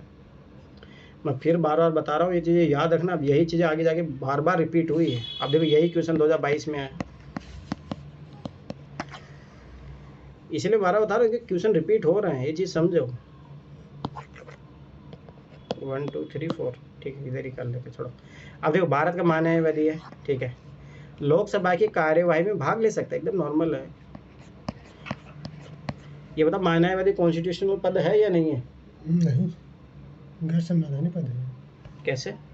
संविधान में इसका कहाँ वर्णन है? मानवादी के बारे में नहीं बताया गया? नहीं, और CAG के बारे में बताया गया है, महालेखा नियंत्रक परीक्षक के बारे में बताया गया है, ठीक है। अनुच्छेद 248। अभी तो देखो ध्यान से देखना, लोकसभा कार्य में भाग ले सकता है, एकदम जनरल स्टेटमेंट है। भाग लेने की बात कर रहा है, कुछ वोटिंग राइट उसकी बात नहीं कर रहा है, भाग लेने की बात सकता, कोई दिक्कत नहीं, भाग तो कोई भी ले सकता है। अरे ऐसे भी देखो कोई इंपॉर्टेंट पद है, ऐसा छोटा मोटा पद तो है नहीं, ठीक है। तो ये चीज़ रखना, लोकसभा की किसी समिति का सदस्य हो सकता है, कोई बात नहीं हो सकता, उसमें क्या सजेशन देने में क्या ही दिक्कत है, ठीक है। लोकसभा में बोल सकता है, कोई दिक्कत नहीं है। लोकसभा में मतदान कर सकता है, नहीं, मतदान करना ये चीज़ याद रखना, स्पेसिफिक राइट होता है, सदस्य को होता है, ये चीज़ याद रखना। तो सदस्य तो होता नहीं है, तो ये गलत हो गया। तो अपना 1 2 3 4 चारों कभी होंगे नहीं, 3 याद रखना, ठीक है। तो ये चीज़ याद रखना। अब यही क्वेश्चन जो है आगे जाके यूपीएससी ने, अभी देखो मानववादी के बारे में नहीं है, तो उसने 2022 में क्या एक और पद जोड़ दिया था, और वही क्वेश्चन पूछ लिया यूपीएससी ने। तो ये चीज़ याद रखना, हमेशा यूपीएससी ऐसे ही करता है, ठीक है। महान्यायवादी किसी भी अदालत में सुनवाई कर सकता है। हाँ, उसका काम यही होता है ना, सरकार की तरफ से, ये सरकार का वकील होता है, ये चीज़ याद रखना, सरकार को डिफेंड करता है। आगे देखो, सरकार उद्योग के उप उत्पादों की उपयोगिता के संदर्भ में, ठीक है, तो ये पॉजिटिव है। उसका उप उत्पाद का जो है गन्ना का जो होता है उसी के बारे में, ठीक है। गन्ना में फिर होता है यूपीएससी फेवरेट टॉपिक, गन्ना हो गया, मक्का हो गया, मक्का नहीं, कपास हो गया, गन्ना हो गया, कोयला हो गया, बाजरा हो गया, ये फिक्स है। यूपीएससी क्वेश्चन पूछता है इनसे, हर साल एक आध क्वेश्चन आपको जरूर मिलेगा, ठीक है। अब देखो 1 2 3 स्टेटमेंट। अब देखो नन ऑफ द अबव कभी होगा नहीं, तीनों होगा नहीं, क्योंकि साइंस का एप्लीकेशन का क्वेश्चन है नहीं। अन्य को सब ध्यान से देखना। पॉजिटिव देखना। खोई को ऊर्जा उत्पादन के लिए जैव मात्रा ईंधन के रूप में प्रयुक्त किया जा सकता है। एकदम कितनी अच्छी बात है, डिजायरेबल स्टेटमेंट है, तो पॉजिटिव है, सही बात है, तो होना चाहिए, उसमें क्या ही दिक्कत है। आगे देखो, सोरे को कृत्रिम रासायनिक उर्वरकों के उत्पादन के लिए एक भरण स्टॉक की तरह प्रयुक्त किया जा सकता है। अब देखो ध्यान से समझना, ठीक है। अरे देखो एक लॉजिक हमेशा ये याद रखना, जब भी साइंस वाला क्वेश्चन है नहीं, ठीक है, तो ऐसा होगा ही नहीं, बहुत रेयर चांसेज है कि वो तीनों सही दे दे, दो तो गलत होते हैं। चलो अब मान लो इसके बारे में अपन कोई डिसाइड नहीं कर पा रहे हैं अभी, ठीक है, कोई ना, आगे बढ़ो। सोरे को, ठीक है, एथेनॉल उत्पादन के लिए प्रयुक्त किया जा सकता है। अरे ये किया जा रहा है, ठीक है, तो ये चीज़ याद रखना, ठीक है, तो ये तो पॉजिटिव है, ठीक है। अब ये दो तो सही होंगे अपने। अरे मोस्टली मैंने क्या बोला, तीनों कभी भी सही होंगे नहीं, ये चीज़ याद रखना। अब देखो नए पैटर्न में फ़ायदा है आपके पास ऑलरेडी, ठीक है, ये चीज़ याद रखना। सकता के आधार पे मत कर देना। अब देखो यहाँ पे एक देख कृत्रिम रासायनिक उर्वरकों का, अब यहाँ पे कॉन्ट्राडिक्शन है। अब यहाँ पे देखो ये जैव मात्रा के ईंधन के रूप में प्रयुक्त किया जा सकता है, यहाँ पे कृत्रिम में तो कॉन्ट्राडिक्शन है, स्टेटमेंट में कॉन्ट्राडिक्शन है, तो ऐसे भी गलत है, ठीक है। प्राकृतिक उर्वरक बोलता तो अपन एक बार सोचते भी इसको, ठीक है, ध्यान से समझना है चीज़, ठीक है। तो ये एक चीज़, अरे भरण स्टॉक की तरह काम करता है, ये स्पेसिफाई इसको जनरलाइजेशन कर रहा है। अब देखो ये मैं फिर 12 बता रहा हूँ, कभी भी जो साइंस के एप्लीकेशन वाले क्वेश्चन है, दूसरी बात एक चीज़ याद रखना कि पॉल्यूशन वाला है, इम्पैक्ट वाला क्वेश्चन है, ऐसा कुछ भी होगा तभी तीनों के तीनों सही होंगे। तो मोस्टली ये चीज़ याद रखना। देखो ये कम से 60 to 70% में चीज़ लगती है। मैं फिर बता रहा हूँ, अगर एग्जाम में थोड़ा बहुत भी डाउट हो तो आराम से इसके साथ खेलना और ये अप्लाई करना होंगे। अभी आंसर की आई नहीं देखना, उसमें कम से 50 क्वेश्चनों का सोचो 30 में आंसर वो था, और जैसे बहुत सारों में तो 3 भी सही थे, तीनों गलत भी थे, कुछ क्वेश्चन पता भी लग रहा था, ठीक है। अब आगे देखो, अलग अलग ऋतुओं में दिन समय। अब देखिए एनसीईआरटी 6 क्लास का क्वेश्चन है ये। अलग अलग ऋतुओं में दिन समय और रात्रि समय के विस्तार में विभिन्नता किस कारण से होती है। अब देखो ध्यान से देखना, पृथ्वी है, ठीक है, अक्ष पर परिक्रमण है, अक्ष पर घूर्णन है। आंसर तो इन दोनों में से आएगा, ये तो दोनों गए काम से। स्थान पर आसान से स्थिति उससे को मतलब नहीं होता दिन रात के समय में। अब तो ध्यान देखना, पृथ्वी पर अक्ष पर घूर्णन से याद रखना, इसे दिन रात होता है। अभी बेसिक चीज़ें पता होनी चाहिए आपको, ठीक है। पृथ्वी अक्ष पर घूर्णन करती है, उससे दिन रात होता है। देखो जैसे मान लो सन है, पृथ्वी यहाँ पे ऐसे रोटेटेड होती है। अब ये पृथ्वी अपने अक्ष पर घूम रही है, तो इसे दिन रात होगा, क्योंकि इधर जो वाला पार्ट रहेगा वो रात रहेगा, इधर वाला पार्ट जो है दिन रहेगा, ठीक है। पृथ्वी का सूर्य के चारों ओर दीर्घवृत्तीय रीति से परिक्रमण, इससे मौसम बदलाव होते हैं, जलवायु परिवर्तन होंगे। ये चीज़ याद रखना, जलवायु परिवर्तन में काम आता है। याद करो, जब यहाँ पे उपभू होता है, उच्चभू होता है, ऐसे करके है ना, उपभू और अपभू, हाँ, तो वो चीज़ याद रखना। जब दूरी कम होती है, दूरी ज़्यादा होती है, ठीक है, तो उससे जलवायु परिवर्तन होते हैं, ये चीज़ याद रखना, ठीक है। स्थान का आसान से स्थिति से याद रखना, मौसम परिवर्तन होते हैं, ठीक है। याद करो जो अपन जो जलवायु पढ़ते हैं, उष्णकटिबंधीय जलवायु होगी, भूमध्य सागर जलवायु होगी, ये किसके आधार पर डिवाइड किया गया है? आसान से स्थिति के आधार पर तो डिवाइड किया गया है इनको, ठीक है। ये तीनों तो गए अपने काम से। ऐसे भी इन दोनों में से होता है। पृथ्वी का नत अक्ष पर घूर्णन, ये चीज़ यार इंग्लिश में पढ़ो। परिक्रमण, revolution of the earth on the tilted axis, जो ये ऐसे घुमा हुआ 23.5 डिग्री, 23.5 डिग्री घुमा हुआ कितना है, ये जो यहाँ पे देखो एक होता है पृथ्वी के से रोटेशन। देखो रोटेशन एक चीज़ अलग है, अरे टिल्टेड रिवोल्यूशन एक अलग चीज़ है, ठीक है। इसी के कारण जो है दिन रात के जो समय अंतर है उसमें होता है। अब मैं फिर बता रहा हूँ, स्टैटिक पार्ट है, स्टैटिक पार्ट का आंसर कहाँ तक जाएगा, डी तक जाएगा, ये चीज़ याद रखना, ठीक है। और मैं फिर बता रहा हूँ एनसीईआरटी 6 क्लास का क्वेश्चन है, 6 क्लास का एनसीईआरटी मैं फिर बता रहा हूँ, अच्छे से पढ़ लो, क्वेश्चन आएंगे वहाँ से कम 10-15 क्वेश्चन। तो अब भी ध्यान से सर, रोटेशन मतलब अपने अक्ष पर ही घूमना, और रिवॉल्यूशन मतलब सूर्य के चारों तरफ घूमना। हाँ, रिवोल्यूशन ऑफ द अर्थ होने टिल्टेड एक्सिस, ये एक्स के जो बिहाफ में 23.5 डिग्री तो झुका हुआ है ही, वो खुद भी घूम रहा है तब भी, और जब वो सूर्य की परिक्रमा कर रहा है तब भी। इन दोनों शब्दों में अंतर है। हाँ अंतर तो है ही ना। एक होता है, देखो, एक होता है अक्ष पर झुकाव होता है, एक होता है कक्षीय झुकाव।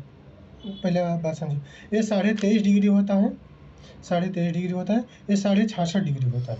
अरे ये देखो ना, इधर देखो, ये 23.5 डिग्री हुआ तो ये 66 हुआ ना। इसी को जैसे जलवायु परिवर्तन होता है, वो मतलब ऋतु परिवर्तन होता है, ठीक है।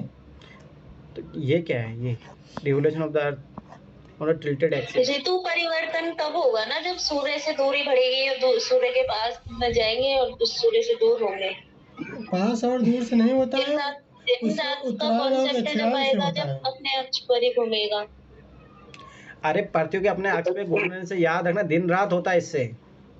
हाँ ठीक है, हाँ ये सही है, ये सही है। अरे ये ऋतु इससे डिसाइड होती है, रोटेशन से, रिवॉल्यूशन से। अरे ये देखो ध्यान से समझो, ये क्वेश्चन जो पूछ रहा है ऋतु में दिन समय और रात्रि समय के विस्तार में। अब याद रखो, जैसे 21 जून के बाद तुम्हें पता है दिन बहुत बड़े हो जाते हैं, तो ये याद करो, ये स्थिति वो मैप नहीं याद है 6ठी क्लास का, देखो जाके एनसीईआरटी में पढ़ना। ये ऐसे 4 स्थिति है जो उत्तरायण और दक्षिण की बात मैं कर रहा हूँ। अरे ये जो पृथ्वी की नॉर्थ एक्सिस पर परिक्रमण के कारण होता है, ये सब सारी चीजें याद रखना। तभी उत्तरी ध्रुव जाता है, मकर कब जाता है, ठीक है। अरे मैं फिर और सर स्थान की अक्षांशीय स्थिति से मौसम परिवर्तन होता है सर, मैंने ऐसे लिखा है। मैंने क्या बताया था, आसान से स्थिति पे भाई वो काम आता है, मौसम परिवर्तन तो मैंने बोला है, और क्या है। अरे ये नहीं पढ़ते हो क्या, सदाबहार वन होता है, ये सबकी साधार पे बने हुए हैं, आसान से स्टार पे तो बने हुए हैं सब सारी चीजें। कौन सी जलवायु, उष्ण कटिबंधीय जलवायु होगी, पोलर वाली जलवायु, और ये परिक्रमण से होता है सर जलवायु परिवर्तन। परिवर्तन से, ऑप्शन बी से। पृथ्वी का सूर्य के चारों ओर दीर्घवृत्तीय रीति से परिक्रमण, हाँ ये जलवायु परिवर्तन के कारण आएंगे ना। देख लेना एक बार, मैंने भी लिखे हैं कहीं से, तो एक बार पढ़ नहीं रहे, इसका मतलब तुम लोग वो सॉल्यूशन वाली बुक का है उसको पूजा कर रहे हो क्या।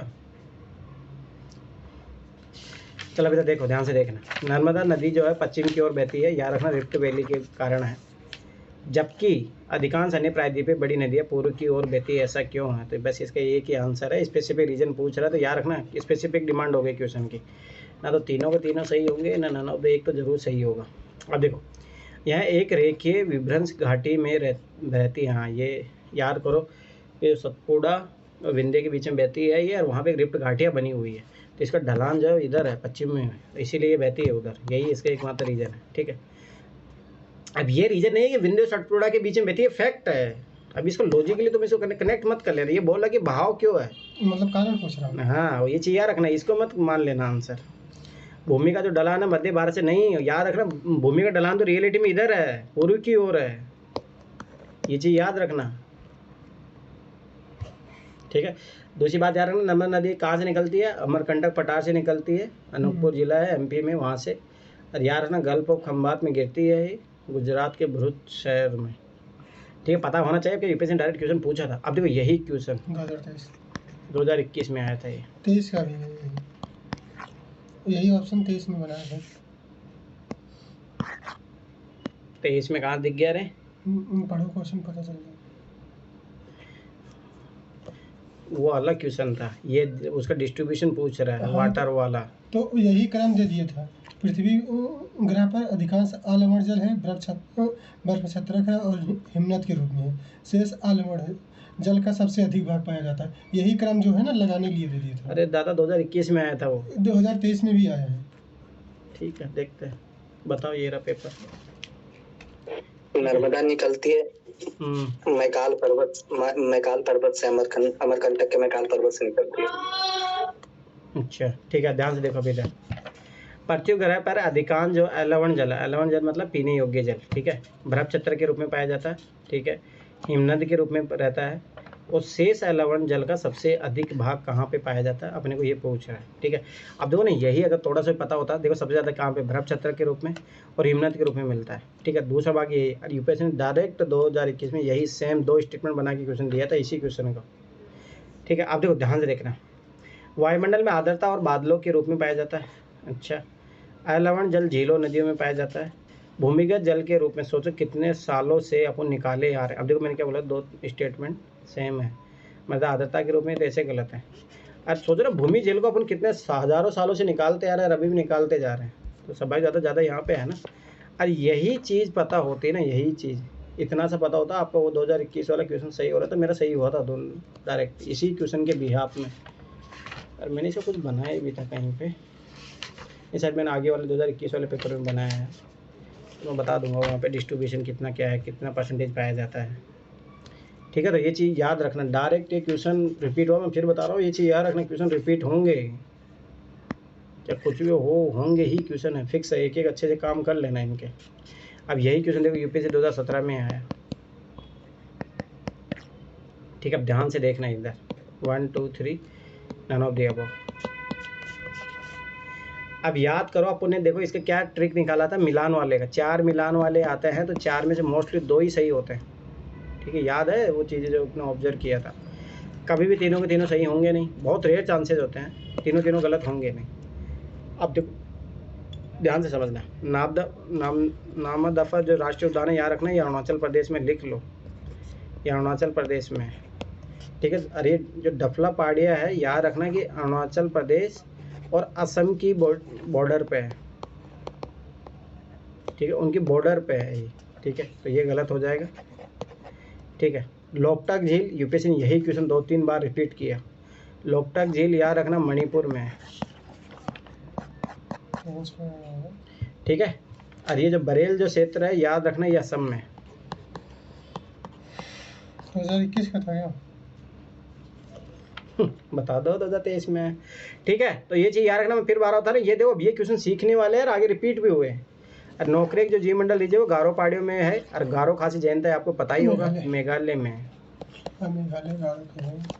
ठीक है। तो ये चीज़ याद रखना, ये क्वेश्चन सीखने वाले हैं, और ये चीज़ याद करो। देखो अब यहाँ पे एक ही सही हुआ, अब देखो ध्यान से बना, मोस्टली वो ये करता है मिलान वाले में, इधर का ऑप्शन इधर दे देता है, इधर को इधर, तो 3 वाले मोस्टली एक की सही होने की प्रोबेबिलिटी रहती है। 4 वाले में याद रखना, देखो 4 होते हैं तो 4 में से एक को इधर उधर इंटरचेंज कर देता 2, इसीलिए याद रखना 4 वाले में 2 सही होने की प्रोबेबिलिटी रहेगी, 3 वाले में 1, ये ऑब्जर्व करते चलना।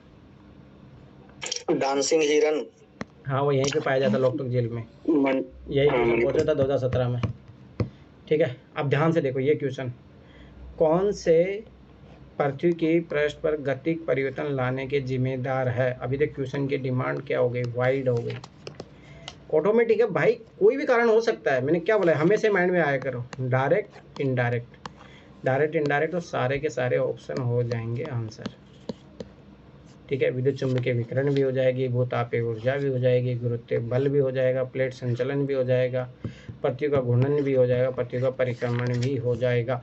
मैं फिर बार बता रहा हूँ, यहाँ पे स्पेसिफिक नहीं पूछा है, जैसे अगर डायरेक्ट पूछ लेता तो फिर सारे नहीं मारते अपन, यहाँ पे अपन अपने स्कोप दे दिया है, डायरेक्ट भी हो सकता है इनडायरेक्ट भी हो सकता है, तो फिर सारे के सारे लेंगे, ये चीज़ याद रख लेना, ठीक है। अब आगे बढ़ो, ठीक है, इधर देखो ध्यान से देखना, अब देखो यही क्वेश्चन देखो आपके 2023 में रिपीट हुआ, और मैंने जब उस टाइम भी करवा रहा था मैं बोला था कि कॉन्स्टिट्यूशन कौन नॉन कॉन्स्टिट्यूशनल बॉडी है, ये सब पता होनी चाहिए, और यही सेम क्वेश्चन आगे रिपीट हुआ, किन किन निकायों का संविधान में उल्लेख नहीं है। अब ध्यान से समझना, ये पूछ रहा है किस किस का संविधान में उल्लेख नहीं है। अब देखो हमेशा याद रखना, मैंने बोला था ये ट्रिक याद रखना, काउंसिल जो होते हैं मोस्टली जो एक्ट के तहत बनते हैं, ठीक है, तो काउंसिल जो एक्ट से बनेगा तो सब बात उसको संविधान में तो मेंशन होने की प्रोबेबिलिटी ऐसे कम हो जाती है। आयोग तो ऐसे रिकमेंडेशन से बनते हैं केंद्र सरकार के, तो उसका भी संविधान में उल्लेख नहीं होगा।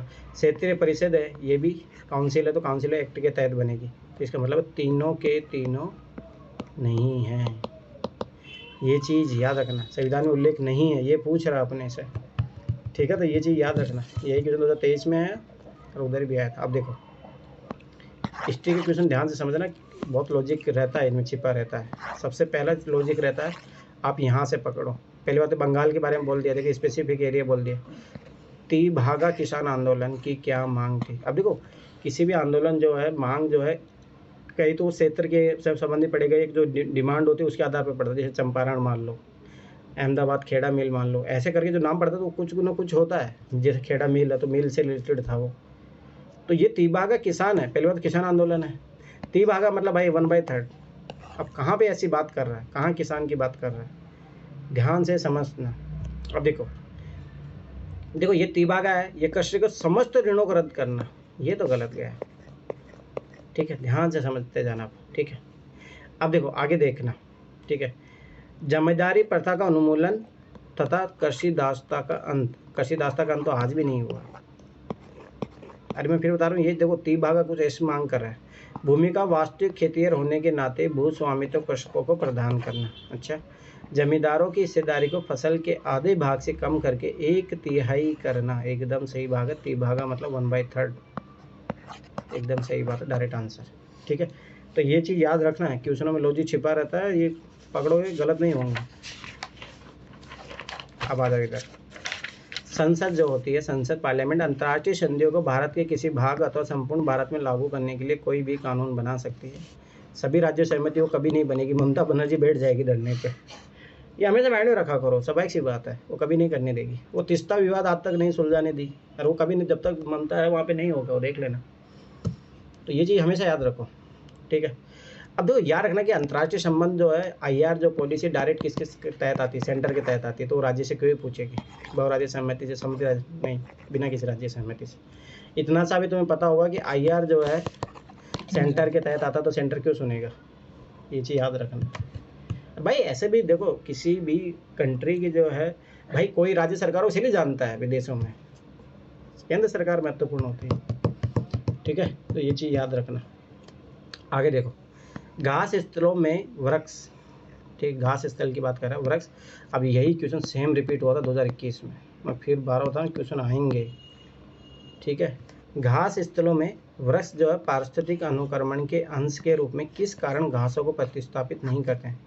अब इसका एक मैं लॉजिक बता रहा हूँ, ध्यान देखना। जहाँ घास रहते हैं ना, पहली बात तो घास है ना बहुत ज़्यादा मात्रा में रहती है, तो पेड़ क्या है कि पेड़ों का जो अवशोषण होता है, जो भी खनिज होता है, ये सारे ले जाते हैं। दूसरी बात क्या है, जब घास होती है तो यहाँ पे जो बड़े बड़े जिराफ होते हैं जो खाने आते हैं घास को, तो पेड़ों को भी खा जाते हैं। यही एक बहुत बड़ा रीज़न है इसका। ठीक है, तो ये चीज़। दूसरा तीसरा रीज़न क्या है, यहाँ पे घासों में है ना, घास की पत्तियों में है ना, वो होता है फ्रिक्शन होता है, तो वो रगड़ने से ना आग, आज भी जंगलों में आग लगने का एक मत ऐसा नहीं है कि ह्यूमन मेड ही है जंगलों में पत्तियों के कटाव से भी आग होती है। अगर अभी तुम्हें थोड़ा बहुत लॉजिक होगा, जो अभी राम मंदिर बना था ना, उसमें जब हुआ था यज्ञ, तो उसमें याद करो कि माचिस से आग नहीं लगाई गई थी, उसमें पुरानी विधि से, जिसमें फ्रिक्शन वो क्रिएट किया जाता है, जैसे पत्थर को रगड़ के किया जाता है। तो वही सेम लॉजिक यहाँ पे होता है। अब देखो यही कारण है, इसका आंसर भी यही आएगा। अब देखो, कीटों हैं कवकों के कारण घास को प्रतिस्थापित नहीं कर पाते, ये बात बोल रहा है। सीमित सूर्य के प्रकाश में पोषक तत्वों की कमी कारण, अरे नहीं, बहुत मात्रा में होता है यहाँ पे, अच्छी खासी मात्रा में होता है। ठीक है, जल की सीमाओं हैं आग के कारण। हाँ, मैंने बोला ना, देखो क्या होता है, घास जो होता है सारा पानी यूज कर जाती है, पेड़ों को ज़्यादा पानी मिलने नहीं देता, और आग के कारण। अरे याद रखना, पशुचारण भी इसका एक रीज़न है।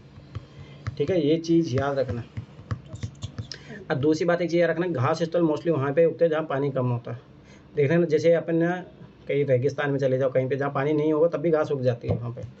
तो याद रखना, घास से कमी और आग वाग लगना, ये सब चीज़ें रखना। अब देखो, पारितंत्रों की घटती उत्पादकता के क्रम में आपको बताना है, पारितंत्रों की घटती उत्पादकता के क्रम में उनका निम्नलिखित कौन सा अनुक्रम सही है। अब देखो, कोई भी चीज़ देखो, ध्यान समझना, प्रोडक्टिविटी किससे डिसाइडेड होती है। अब जैसे याद करो, इसका वही एक सीसेट में मैंने क्वेश्चन जब करवाया था, ध्यान समझना। एक बल्लेबाज है जो 15 बॉल में, याद रखना कि वो 13 रन बना रहा है।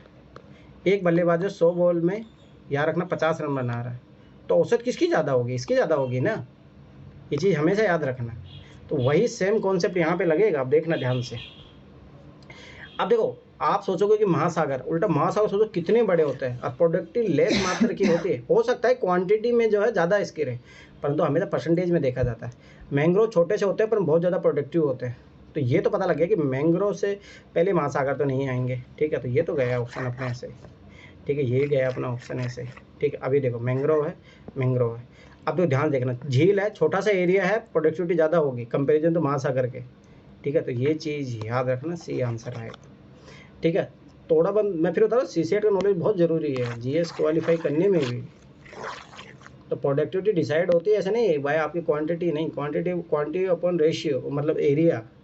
महासागर बहुत ज़्यादा एरिया कवर करते हैं, होती है उसमें प्रोडक्टिविटी कम, चाहे हो सकता है क्वांटिटी की मात्रा में हो, परंतु यहाँ पे परसेंटेज उत्पादकता देखी जा रही है। तो ये चीज़ याद रखना। अब देखो दूसरा तरीका, देखो मैंग्रोव यहाँ पे ये भी दोनों सेम जा रहे हैं। ठीक है, और ये तो चारों अलग जा रहे हैं। छोड़ो ये वाला तरीका, पर मेरा माना थोड़ा सा भी अगर आइडिया होगा तो ये दो ऑप्शन तो ऐसे कट जाएंगे। अभी इन दोनों में से मैंग्रोव, महासागर तो ऐसे आखिरी में आएगा। कि महासागर बहुत बड़े एरिया में होते हैं, पर प्रोडक्टिव कभी देखा है महासागरों में प्रोडक्टिविटी होती है? ये परितंत्र की उत्पादकता जो है ना सर, प्रति इकाई क्षेत्रफल पर देखी जाती तो है। वही तो मैंने बोला ना, हाँ वही। ज़्यादा एरिया है तो स्वाभाविक सी बात है, ऐसा नहीं है कि उसमें मात्रा ज़्यादा नहीं। अरे मैंने बोला ना, 15 बॉल में 13 रन बना रहा है, तो वही मैंग्रोव होता है, छोटा सा एरिया पर प्रोडक्टिविटी बहुत ज़्यादा है वहाँ पे। ठीक है, इसलिए तो बहुत ज़्यादा इंपॉर्टेंट होते हैं। ठीक है, अब आगे देखो। अब देखो, कल मैंने बोला था ना, कल वाले क्वेश्चन में था ये, याद करो, counter bounding in method of the soil conservation, और मैंने बोला तो वहीं पे पढ़ लो उसको, और वही आंसर है इसका। भू संरक्षण की परिरेखा बंधन विधि का प्रयोग कहाँ लिए जाता है? याद करो, पहाड़ों में। The method of soil and water conservation is emerge in hilly areas, और मैंने कल बताया भी था आपको, याद करो ऐसे करके। तो इसमें क्या कहते हैं, यहाँ पे ऐसे मेड़ बांध दिए जाते हैं ताकि मिट्टी का भी बहाव ना हो और पानी भी रुका रहे। याद रखना, भू संरक्षण मृदा संरक्षण की बात, परिरेखा बंधन विधि कहाँ प्रयोग ली जाती है? प्रबल पवन क्रिया के अधीन। ये तो ऐसे गलत हो जाएगा। नदी प्रवाह के सन्निकट का बाढ़ग्रस्त होने वाले निम्न समतल मैदान है। क्या बात कर रहे हो? आवर्तन के बढ़कर फैलने समान ये गुलम भूमि न हो। अब देखो, ये मैंने बोला था वो चीज़ें कर लेना, वो आगे रिपीट हुए। देखो 2012 का 98 क्वेश्चन जो कल करवाया था मैंने, वही है। अरे यही क्वेश्चन फिर भी बता रहा हूँ, आगे जाके रिपीट होगा फिर 2020 में। कंटूर बाउंडिंग इसको बोलते हैं सर, और ये कई बार पूछे गए हैं। सीधे से याद रखना, method of soil and water conservation in employed in hilly areas, ये याद रखना, ये वाली चीज़। ठीक है, चलो आगे बढ़ो। अभी देखो ये पता, देखो पैसा एक्ट देखो 2012 में भी आया था, 11 में भी आया था, 12 में भी आया है, 19 में भी आएगा, 21 में भी आएगा, 24 में भी आएगा। ये इम्पोर्टेंट है, ये हर साल आते हैं भाई। अभी क्वेश्चन तुम क्या ही करोगे इनमें, ये रिपीटेड क्वेश्चन है, हर साल क्वेश्चन आते हैं। अब मैं फिर 12 बता रहा हूँ, ये चीज़ें सीख लो, इन क्वेश्चनों पे काम कर लो। और मैं ना आज नोट्स पढ़ रहा था, तो मैंने कभी 2021 में पढ़े थे, उसके पढ़े नहीं उसके बाद तो मैंने, तो भाई जो आपके जो हिस्ट्री के क्वेश्चन थे, सोचो मेरे नोट से क्वेश्चन थे वो, या तो कृष्ण देव राय वाला प्रथम वाला क्वेश्चन जो मेरे नोट से था। ठीक है, और जो वो आया था, जो लेखन वाला आया था ना भाई, ये किसका लेखक कौन है, देवीचंद्र गुप्ता, सब वो सब सारा दिया हुआ था नोट्स तो बहुत सरल क्वेश्चन है, हर जगह मिल जाएगा। वही है ना रिवीजन, इसीलिए मैं फिर बार बता रहा हूँ, नया पढ़ने से अच्छा बेसिक्स पे बार बार रिवाइज करो।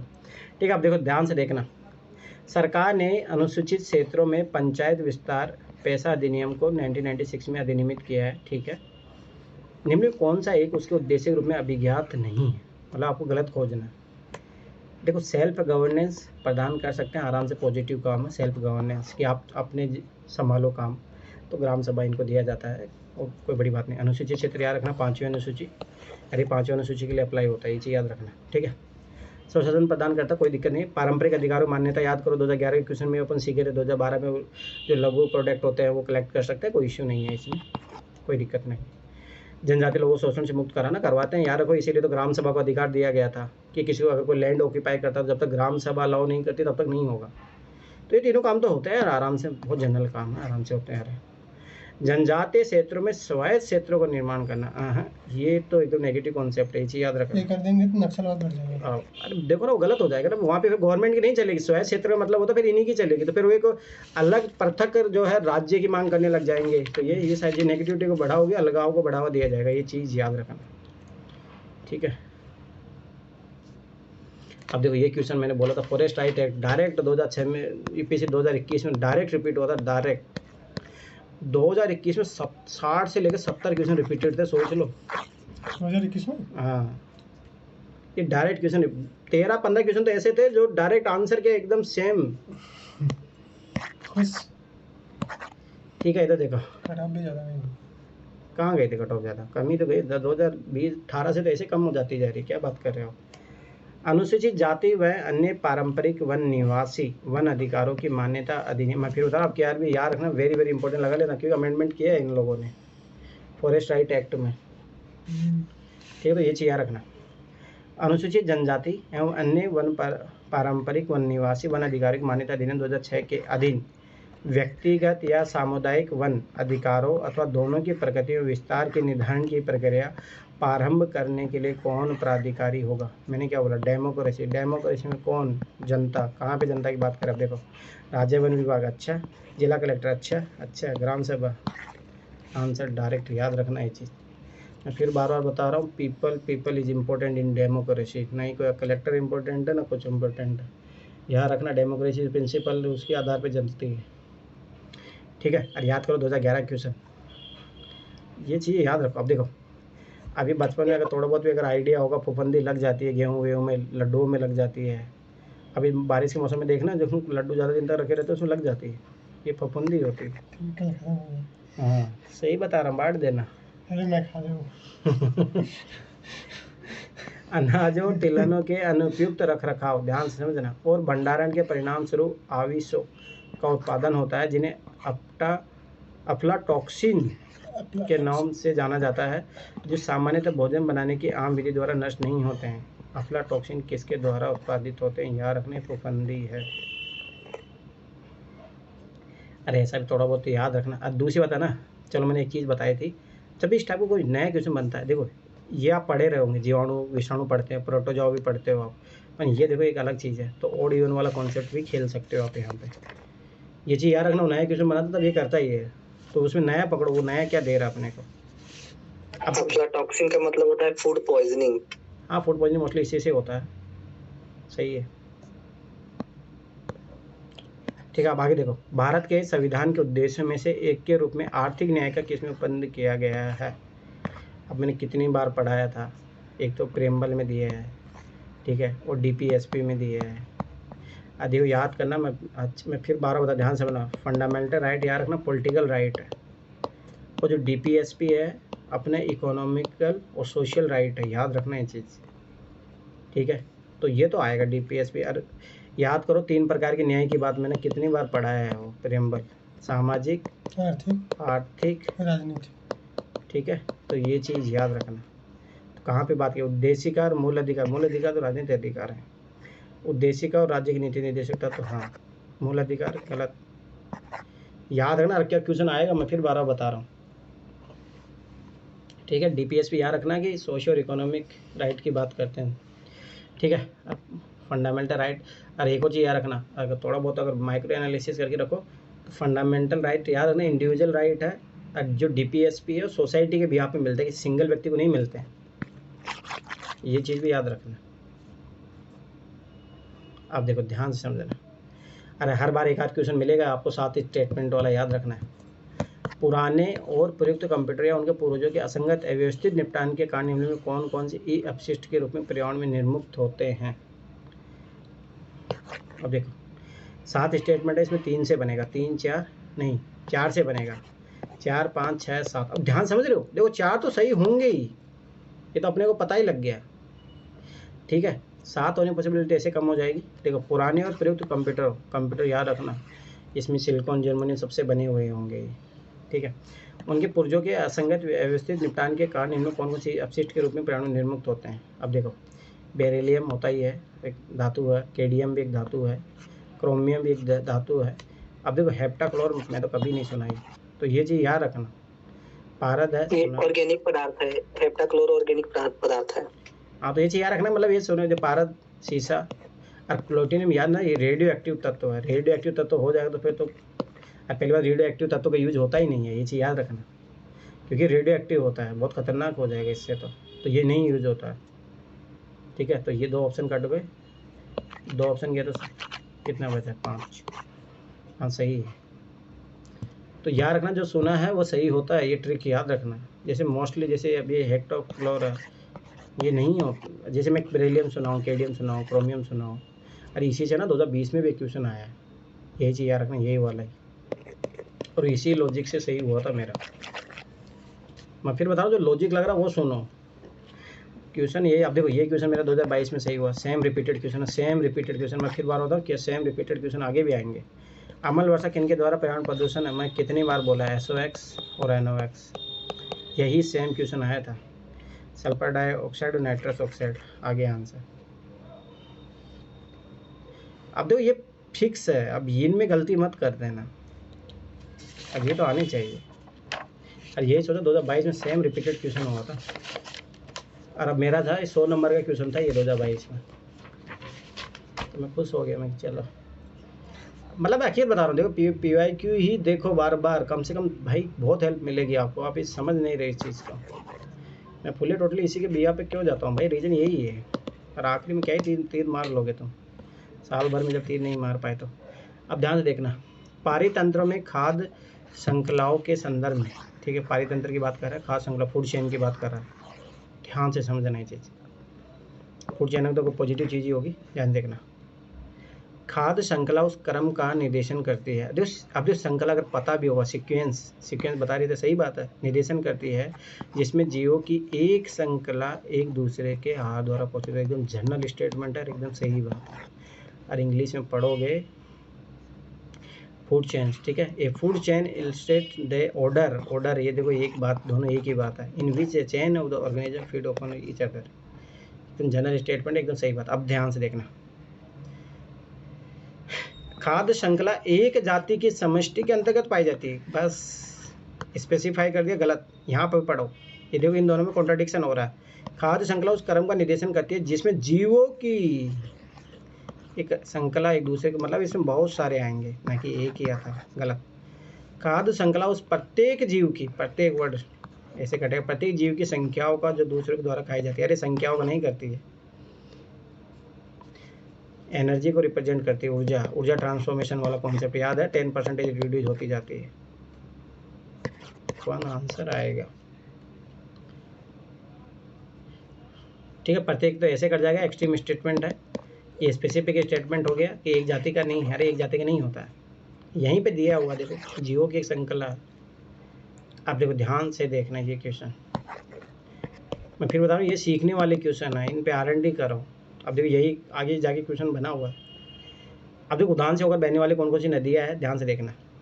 पहले तो ये पता होना चाहिए कॉर्बेट राष्ट्रीय उद्यान, याद रखना, उत्तराखंड में है, ठीक है, पहली बात। और यहाँ से देखो गंगा तो नहीं, गंगा तो ऐसे भी तुम्हें पता है उत्तराखंड नीचे होता है, हरिद्वार जब प्रवेश करते तब उसको गंगा बोलते हैं अपन, ठीक है। और यहाँ से याद रखना राम गंगा है। देखो यूपी से फंसा दिया यहाँ पे, यही आगे जाके 2018 में फंसाएगा, 2020 में फंसाएगा, 2022 में फंसा है। वो क्या करता है यहाँ रियलिटी में, क्या था, राम गंगा तो उसने हटा दिया, राम हटा दिया, तो ये चीज़ याद रखना, तो ये गलत हो गया। काजीरंगा राष्ट्रीय उद्यान याद रखना, क्या मैंने क्या बोला, काजीरंगा याद रखना असम में है। असम में मोस्टली मेन रिवर कौन सी है, ब्रह्मपुत्र, याद रखना ये चीज़, ठीक है। साइलेंट वैली राष्ट्रीय उद्यान याद रखना केरल में है, और याद रखना केरल में कौन सी नदी के, यार ये कावेरी नदी याद रखना, ऐसे भी कर्नाटक और तमिलनाडु में बहती है। भवानी नदी है सर, केरल साइलेंट वैली नहीं, कुंती नदी है।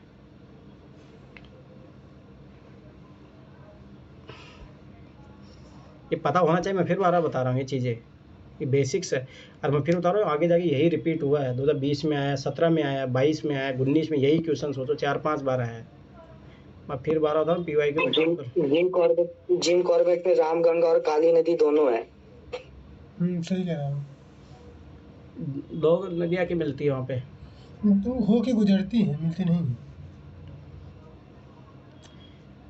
कौन कौन सी है, रामगंगा और दूसरी काली नदी, नेपाल।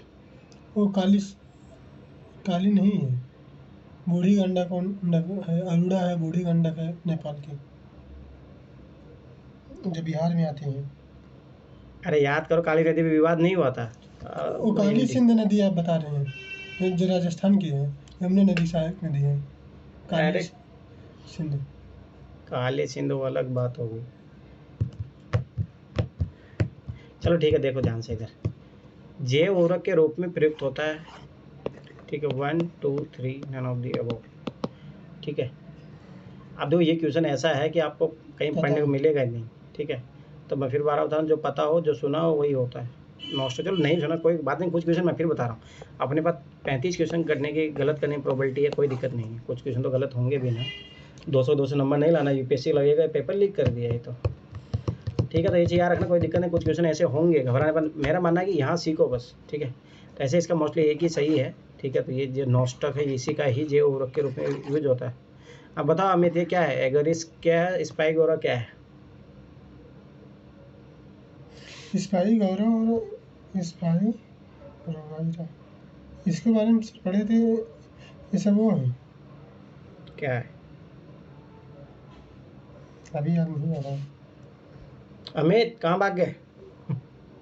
हाँ हाँ सर, मैं बोल रहा था सर, क्या ये बोल जो नॉन स्टॉक है ना सर, नॉन स्टॉक का कहने का मतलब है कि बायो फर्टिलाइजर के बारे में बात कर रहा है। तो बायो फर्टिलाइजर कौन कौन है? नॉन स्टॉक, एनाबीना, एजेक्टोवेक्टर, नाइट्रोवेक्टर, ये सब बायो फर्टिलाइजर हैं। और अच्छा। एगारिकस जो है, एगारिकस जो है, जो नाइट्रोबैक्टर्स प्लस एजोटोबैक्टर से मिलकर बना होता है, लेकिन ये नहीं है बायो।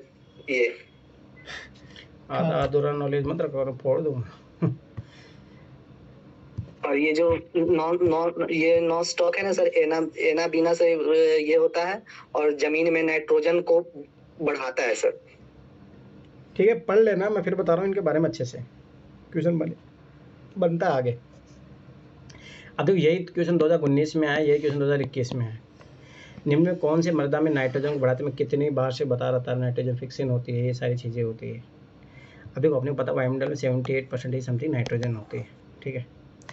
अब देखो ध्यान से देखना, जंतुओं द्वारा यूरिया का उत्सर्जन, अब मैंने कितनी बार बोला है, कितनी प्रकार का निकल सकता है, यहाँ से तो बहुत सारी पॉसिबिलिटी है, ठीक है। वनस्पति की मृत्यु हो जाती है तो यहाँ से भी नाइट्रोजन का सबसे मेन रीज़न ही यही होता है, ठीक है। मनुष्य द्वारा, देखो अब एक चीज़ देखना यहाँ पे, ये दोनों क्या है, नेचुरल है, ये मैन मेड हो गया। ओड इवन के हिसाब से भी आंसर 2 आ गया, ठीक है। कोयले को जलाना, कोयले में कभी भी याद रखना कि NOx निकल सकता है, पर नाइट्रोजन कभी निकला है? कभी नहीं निकलेगा, ये चीज़ याद रख लेना। कोयले जलाने के बाद वायुमंडल में जाएगा, मृदा में जाएगा। हाँ, ये भी चीज़ सोच सकते हो, ठीक है। तो मृदा में नाइट्रोजन का बढ़ाने का, तो ये चीज़ रखना। फिर यूरिया का उत्सर्जन भी कहाँ पे होता है? मृदा में होगा। वनस्पति की मृत्यु हो रही तो मृदा में जाके मिलेगी ना वो। ऐसे भी सोच सकते हो, देखो ये नेचुरल है, ये मैन मेड हो गया, दोनों अलग हो गए। ओड इवन वाला कॉन्सेप्ट लगाओगे उससे भी आंसर आ जाएगा, ठीक है। तो ये चीज़ याद रखना, ये ओड इवन कॉन्सेप्ट में बहुत सारी चीज़ें हैं। अब देखो ध्यान देगा, इसमें देखो ओड इवन वाले कॉन्सेप्ट से आंसर आएगा फट से। और मैं फिर बताऊँ, यही सेम लॉजिक 2020 में भी लगाया, 2021 में, हर साल लग रहा है। आप लगा के देखो, हर साल लगता है, ऐसा कुछ ही नहीं। अब देखो लैंड, इसी के बारे में देखो 2023 में आया, सिंह, पुच्छी, वानर, मैकॉक अपने प्राकृतिक आवास में पाया जाता है। अब देखो प्राकृतिक आवास में पाया जाता है, ऐसा तो है ना कि जम्मू कश्मीर में पाया जा रहा है फिर यहाँ पे केरल में चला गया, ऐसे नहीं होगा ना, जो आसपास का एरिया वहीं पे होगा। अब ध्यान से समझना इसमें, देखो तमिलनाडु है, तमिलनाडु देखो यहाँ पे है, ठीक है। अब देखो तमिलनाडु हो गया, केरल हो गया, कर्नाटक, ये सब वेस्टर्न घाट के पार्ट है और ये ईस्टर्न घाट का पार्ट है। तो बस ओड इवन वाला कंसेप्ट लगा दो, ये इवन है, ये ओड हो गया आंसर। ठीक, मैं फिर 12 बता रहा हूँ, ये चीज़ याद रखना, यही कॉन्सेप्ट लगता है, ठीक है। और ऐसे थोड़ा बहुत मैप का भी आइडिया लगाओगे भाई, जैसे केरल यहाँ पे है, तमिलनाडु के भाई इसके एरिया, कर्नाटक यहाँ, तो ये यहाँ पे पाया जा रहा है, तो यहाँ आंध्र प्रदेश में कैसे पाया जाएगा? प्राकृतिक रूप से पूछ रहा है, ये चीज़ याद रखना, ठीक है। देखो अब क्या क्वेश्चन इंपॉर्टेंट हो जाएगा, मैन मंदिर आर्किटेक्चर से रिलेटेड जो भी चीज़ें हैं वो इंपॉर्टेंट हो जाएगी अब की बार। कुछ जो है, कुछ शैलकृत बौद्ध गुफाओं को चैत्य कहते हैं, जबकि अन्य को विहार, दोनों में क्या अंतर है? अब ध्यान समझना, एक जो रहेगा सही दिया रहेगा, एक जो जस्ट उसको पलट देगा, तो वही पकड़ना होता है। अब देखो निवासी स्थान आंसर इन दोनों में से आएगा, पता लग गया। दोनों में कोई वस्तु पर अंतर ही नहीं होता। अच्छा यूपीएससी में पूछता ही क्यों? मतलब सोचो, मतलब चैत्य गुफा के दूर के सिरे पर अगर अंतर ही नहीं होता तो दोनों को अलग अलग नाम काहे देते, एक ही नाम देते। चैत्य गुफा के दूर के सिरे पर स्थित होता है, जबकि विहार गुफा पर अक्षीय कक्ष होता है। अच्छा, दूर के सिरे पे छोड़ो, ये जबकि वर्ड याद रखना। अब ध्यान सोचो, मैंने क्या बोला था, एक सही दिया होगा आंसर, एक जस्ट उसको उल्टा दिया होगा, बस यही पकड़ना होता है। इन दोनों में यही गेम खेला हो। विहार को क्या बताते हैं यहाँ पे? पूजा स्थल, और यहाँ पे चैत्य पूजा स्थल बता रहा है, जबकि चैत्य है बौद्ध निवासों का निवास स्थान। अब मैंने क्या बोला, एक तो यह समझ में आ गया कि दोनों में से आंसर है, अरे एक सही होगा एक गलत होगा, ठीक है। अब यहाँ पे वर्ड के अनुसार नॉलेज लगाओ, चैत्य छोड़ो, इससे तो पता लग रहा है ना, विहार, नेहरू विहार, गांधी विहार। विहार मतलब क्या होता है? रहने योग्य। कहाँ पे विहार के बारे में बता रहा है, जबकि विहार बौद्ध निवासों का निवास स्थान, एकदम सही आंसर। मैं फिर बता रहा हूँ, लॉजिक हमेशा जीवित रखो, इसी से आंसर आएगा। बिहार का पुराना नाम विहार ही था। अरे विहार का मतलब यही होता है, रहने योग्य। चैत्य मतलब पूजा स्थल होता है, याद रखना ये चीज, ठीक है। ये अगर है ना, अगर ये चीज सुनो, कारले का चैत्य याद है? कारले का चैत्य ये पूजा स्थल है, बौद्ध विहार। हाँ ठीक है। आगे देखो, निम्नलिखित देखो, बौद्ध कितना इंपॉर्टेंट है। निम्न कौन से एक बौद्ध मत में निर्वाण की अवधारणा का सर्वश्रेष्ठ व्याख्या करता है? निर्वाण मतलब मोक्ष।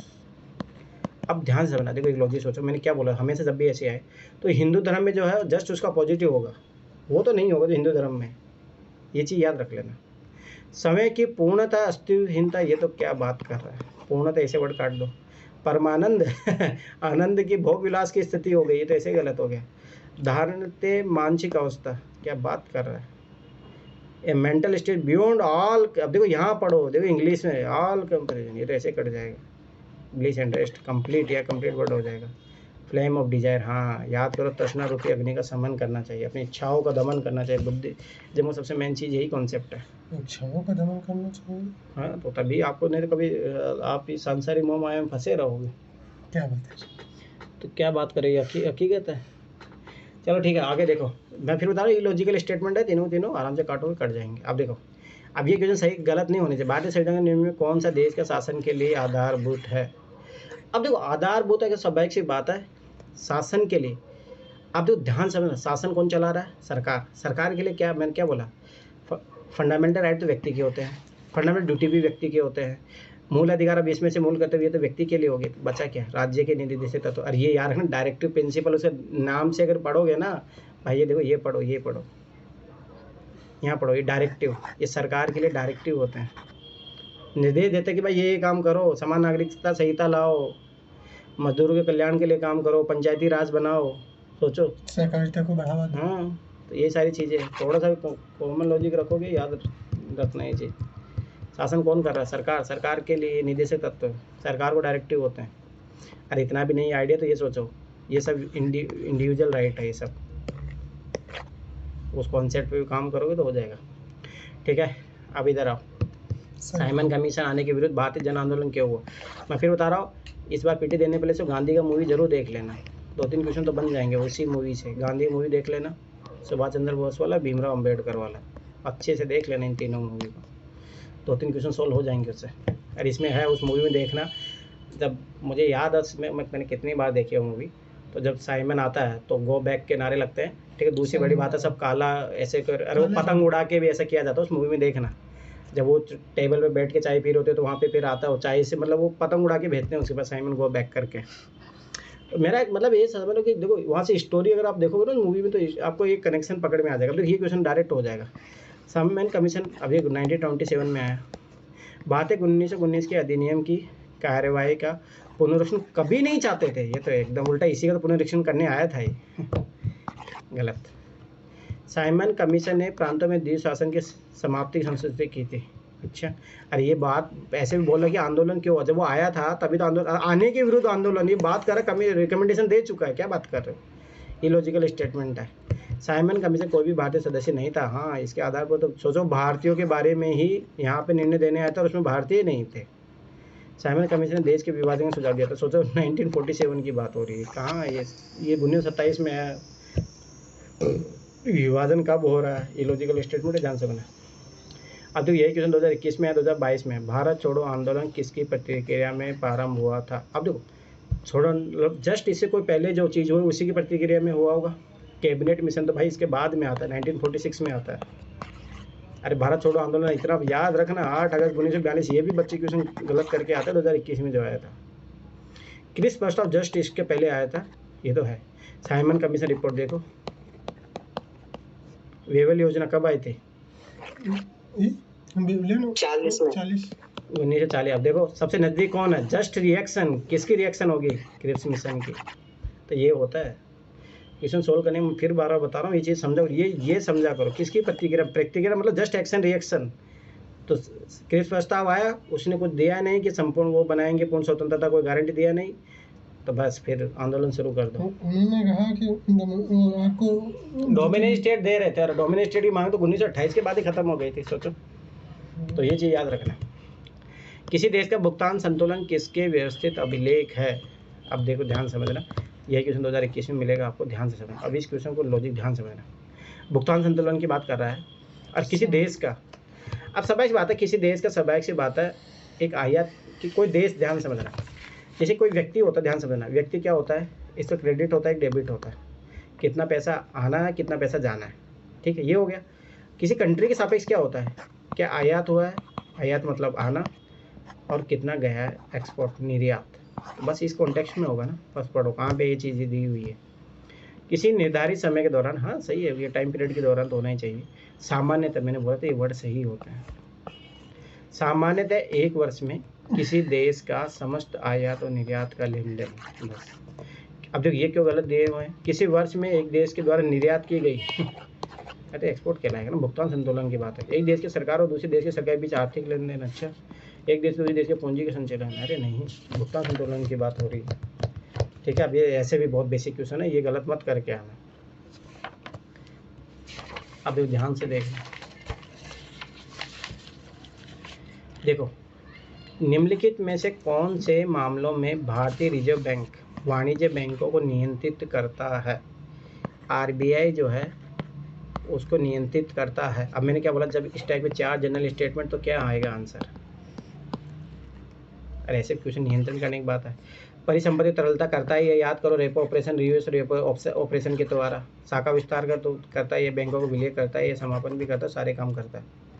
मैंने क्या बोला, ये चीज़ समझ लो। ये देखो याद करो, 2000 कम से कम 2011 से लेके 2000 अभी यहाँ तक कम से कम ऐसे 30 क्वेश्चन समथिंग आ चुके होंगे ऐसे, और आगे भी बहुत सारे मिलेंगे जिसमें ऐसे डायरेक्ट दिया रहता है, डायरेक्ट आंसर आता है, क्योंकि कोई एक्स्ट्रीम वर्ड दिया नहीं, सारे क्वेश्चन की डिमांड वाइड है, ऑल आंसर चारों के चारों सही होंगे, ये चीज़ याद रख लेना।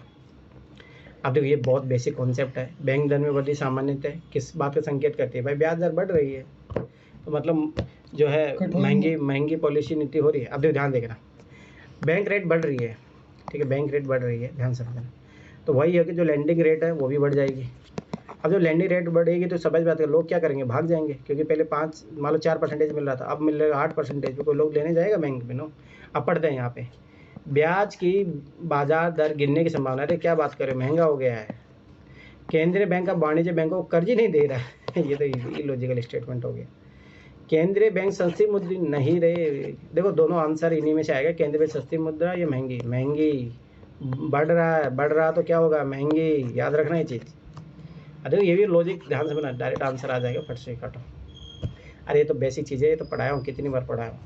अब देखो ध्यान से देखना, भारत में अब ये देखो यही क्वेश्चन 2011 में भी आया, 2012 में भी आया और 13 में भी आया, लगातार 3 बार यही सेम क्वेश्चन 2021 में रिपीट होगा। याद है, इन्फ्लेशन में आर्थिक विकास किससे युग्मित होता है, पहला क्वेश्चन इन्फ्लेशन। अब देखो भारत में घाटे की वित्त व्यवस्था राजकोषीय घाटा कर रहा है, सरकार मतलब खर्चा किया जा रहा है, रोड बना रही है, ये कर रही है। और अब क्या भी आ सकता है क्वेश्चन, घाटे की वित्त व्यवस्था किसके संसाधनों को बढ़ाने के लिए उपयोग करती है, आर्थिक विकास के लिए तो करती है भाई, वो रोड बना रही है, इंफ्रास्ट्रक्चर बन जा रही है, सार्वजनिक ऋण चुकाने के लिए, अच्छा भुगतान से समझन करने के लिए। अरे मेन चीज़ ये है।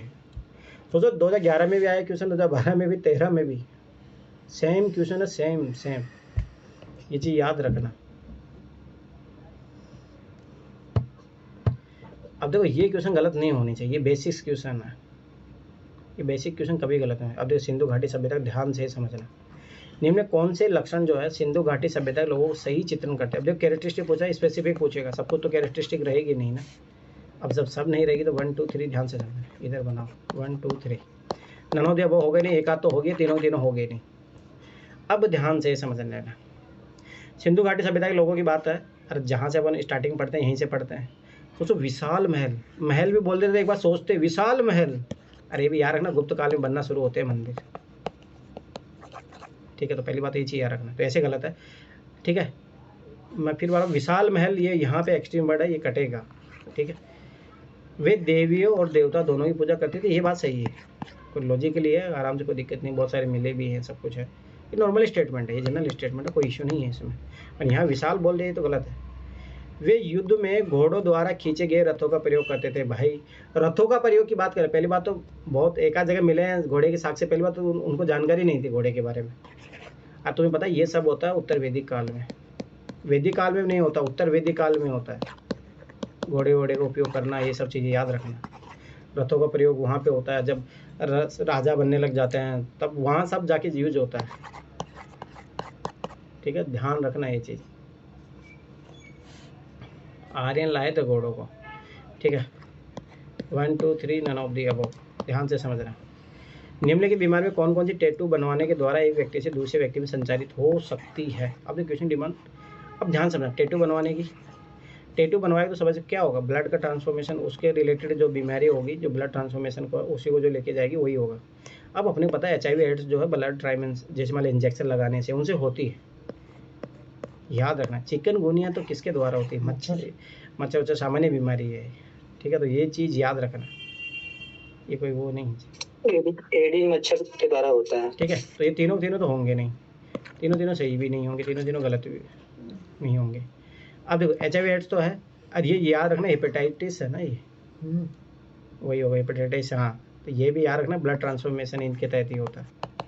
और यार इंद्रधनुष जो प्लान है उसमें इसका भी इलाज के बारे में है, मैं बोला था वो पढ़ लेना, इंद्रधनुष प्लान वेरी वेरी इंपॉर्टेंट है, हर साल क्वेश्चन आता है। तो याद रखना ये संक्रमित बीमारी है, ये सामान्य बीमारी है, तो 2 ऑप्शन होगा, ठीक है। अब देखो जैन सिद्धांत में फिर बता रहा हूँ, बुद्धिज्म जैनिज्म देख रहे हो, हर साल क्वेश्चन आ रहे हैं इससे। अब तो ध्यान से देखना, जैन सिद्धांत के अनुरूप, ठीक है, इतना ही बोल दिया है। कर्म को विनिष्ट करने का सुनिश्चित मार्ग तपस्या है, ये तो बात है, तपस्या तो करनी ही पड़ती है, तो हर धर्म में चले जाओ, ठीक है। कुछ चीज़ें याद रखना, देखो जैनिज्म जो आत्मा को मानता है, बुद्धिज्म नहीं मानता, ये चीज़ याद रखना, ये आत्मा को मानते हैं, बुद्धिज्म नहीं मानते हैं आत्मा को। तो देखो कर्म को विनिष्ट करने का सुनिश्चित मार्ग तपस्या है, ठीक है, ये चीज़ है, इंग्लिश में पढ़ो, ऑस्ट्रेलिया दिया है ना, the surest way of the annihilating karma is a practice the, अलग ही वर्ड दिया है, चलो जो भी है नॉर्मल स्टेटमेंट है, कोई देखो जनरल स्टेटमेंट है, कुछ भी नहीं एक्सट्रीम वर्ड नहीं, कुछ भी नहीं दिए। प्रत्येक वस्तु में चाहे वो सूक्ष्मतम कण हो, आत्मा होती है, यही क्वेश्चन आपके 2023 में यही स्टेटमेंट याद होता, मैंने इसी स्टेटमेंट के आधार पर सही किया था वो, मैं फिर बार बार बता रहा हूँ, ये एक एक चीज़ रटी हुई होनी चाहिए। जनरल स्टेटमेंट है, पता है जैन आत्मा को मानते हैं, बुद्धिज्म मानते नहीं है, इसीलिए देखो मैंने क्या बोला, इनकी एक्टिविटी देखो, शाम होते खाना नहीं खाते ये लोग, मुंह पे हमेशा लगाए रखते हैं, ठीक है, पैरों में कुछ नहीं पहनते क्योंकि भाई कोई मर ना जाए आत्मा, ये चीज़ हमेशा याद रखना। अब आगे देखो, कर्म जो है आत्मा का विनाशक है, ठीक है, और अवश्य इसका अंत करना चाहिए। अब देखो ये देखो, ये एकदम एक दूसरे से जुड़े हुए हैं, और ये फिर इसको ये इससे जुड़ा हुआ है, तो तीनों स्टेटमेंट एक ही बात कर रहे हैं। इसने क्या किया है, एक लाइन को तोड़ के ब्रेक डाउन करके तीन इसने बड़ा बना दिए। अब देखो ये ध्यान रखना, कर्म को विनिष्ट करने सुनिश्चित मार्ग तपस्या, विश्व को पढ़ो, कर्म आत्मा का विनाशक है और अवश्य इसको अंत करना चाहिए। अब देखो इसको अंत करने के लिए क्या कर रहे हैं, तपस्या कर रहे हैं, सही बात है एकदम, ठीक है। तो ये चीज़ याद रखना, ओरेशन है वो पूरा के स्टेटमेंट होता है, कम्प्लीमेंट्री बोलते हैं उसको, कि एक लाइन दूसरी लाइन के बिना अधूरी है वो, तो ये चीज़ याद रखना। अब देखो निम्नलिखित में से कौन से एक पद, ठीक है, केवल जीव द्वारा ग्रहण किए गए दिक्क स्थान को ही नहीं बल्कि जीवों के समुदाय में उसकी कार्यात्मक भूमिका को वर्णन करता, बस यही पकड़ना था, आंसर देखो, ठीक है। संक्रमिक का इकोटोन होता है, क्षेत्र जहाँ पे 2 क्षेत्र से मिलता है उसको बोलते हैं, ठीक है, ये उसके लिए ये बोला केवल जीव द्वारा किए गए दिक्क स्थान को नहीं बल्कि जीव के समुदाय में उसकी कार्यात्मक भूमिका को वर्णन करता है। आवास क्षेत्र दोनों एक ही बात बोल रहा है, ठीक है, तो ये तो होगा नहीं। पारिस्थितिक कर्मता याद रखना, इकोलॉजी वो बोला, उस निश्चय बोला, वो इकोलॉजिकल निश्चय, अरे ना आगे इसका मतलब होता है एक जीव की पूरे इकोलॉजी समुदाय में क्या भूमिका है, हाँ, क्या इम्पोर्टेंस है उसकी, इम्पोर्टेंस, ठीक है। यही क्वेश्चन है ना, आगे जाके भी यूपीएससी क्वेश्चन पूछा 2017 में, उसमें इकोटोन के बारे में पूछा। अब देखो प्रकाश रासायनिक धूम कोरा याद करो 2011 का क्वेश्चन, अब देखो रिपीट हो रहा है, मैं फिर बार बार बता रहा हूँ। फोटोकेमिकल स्मोक इंग्लिश में यही होगा ये, ठीक है। प्रकाश रासायनिक धूम का बनना किन के बीच अभिक्रिया का परिणाम है। अब देखो ध्यान से, यहाँ प्रकाश है, प्रकाश की उपस्थिति होनी चाहिए। अब देखो ध्यान से देखो आंसर कैसे आता फट से, देखो यह आया आंसर, इन दोनों में से आएगा। यहाँ पे बोल रहा है कि उपस्थिति, यहाँ पे बोल रहा है उपस्थिति, ठीक है, तो ये तो आएगा, सूर्य का प्रकाश तो होना चाहिए, बोल ही रहा है प्रकाश रासायनिक धूम को, तो प्रकाश की उपस्थिति तो होनी चाहिए, ठीक है। अब ये तो पता लग गया।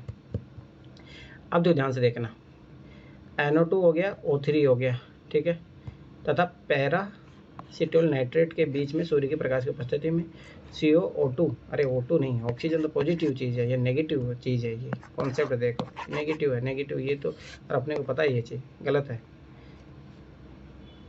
तो हमेशा ये चीज़ याद रखना, O2 पॉजिटिव होता है और O3 है जो, और वो O3 याद रखो, वही तो रिएक्शन टूटता है, O2 + O में टूटता है, फिर जो सिंगल यौगिक होते हैं उसके साथ रिएक्शन करते हैं, ठीक है। तो ये चीज़ याद रखना, मैं फिर बार बार बता रहा हूँ। एक और होता है क्लासिकल स्मोक। अच्छा, उसमें क्या होता है? इसमें सल्फर की मात्रा अधिक होने के कारण ये बनता है सर। अच्छा, ठीक है। और ये जो फोटो केमिकल है वो तो अभी बताया, नाइट्रस ऑक्साइड, ओयोन और पैराऑक्सीटाइलिन नाइट्रेट के बीच सूर्य के प्रकाश की उपस्थिति में होता है, ये भी सही, ठीक है। तो ये चीज़ याद रखना। देखो पता लग रहा था दोनों में से होगा, दोनों में से होगा, तब O2 पॉजिटिव होता है, काटो, ठीक है। अब देखो ये लास्ट क्वेश्चन है, ध्यान से देखना। उपयुक्त खनिजों में से मानव शरीर में पेशियों के संकुचन के लिए किसकी आवश्यकता होती है? अब देखो ये ऑटोमेटिक क्वेश्चन की डिमांड वाइड हो गई भाई, हो सकता है आज साइंस को पता लगा इसकी ज़रूरत है, इसकी ज़रूरत है, इसकी नहीं है, पर पता लगा कल इसकी ज़रूरत पड़ गई, तो समझ रहे हो ना, ये लॉजिक सोचा करो थोड़ा बहुत भी। और मैंने कितनी बार बोला, देखो ध्यान से बनाइए, ये जनरल दिया रहता है, सारे सही होते हैं, जब वाइड डिमांड हो क्वेश्चन की, ये भी चीज़ याद रखना। अब देखो पेशियों के लिए ध्यान से बना, कैल्शियम हड्डियों के लिए होता है, सोडियम भी होता है, ठीक है। लोहा तो तत्व होते ही है, लोहा तो आयरन अपन क्या किससे लेते हैं, सेब वेब खाते हैं, इससे लेते हैं, ठीक है। तो ये चीज़ याद रखना। कितने टाइम में हो गया? अरे मैं कंप्लीट करवा दूँ आज इसको? नहीं, 1-1.5 घंटा रहेगा, ठीक रहेगा। क्यों? कल भी ठीक। हाँ, ज़्यादा कौन है? सब भाग गए? कंप्लीट करवा दो? करवा दीजिए। अरे सर 1.5 घंटा बहुत रहेगा। 1.5 घंटा और लगेगा, कंप्लीट हो जाएगा 1.5 घंटे से पहले।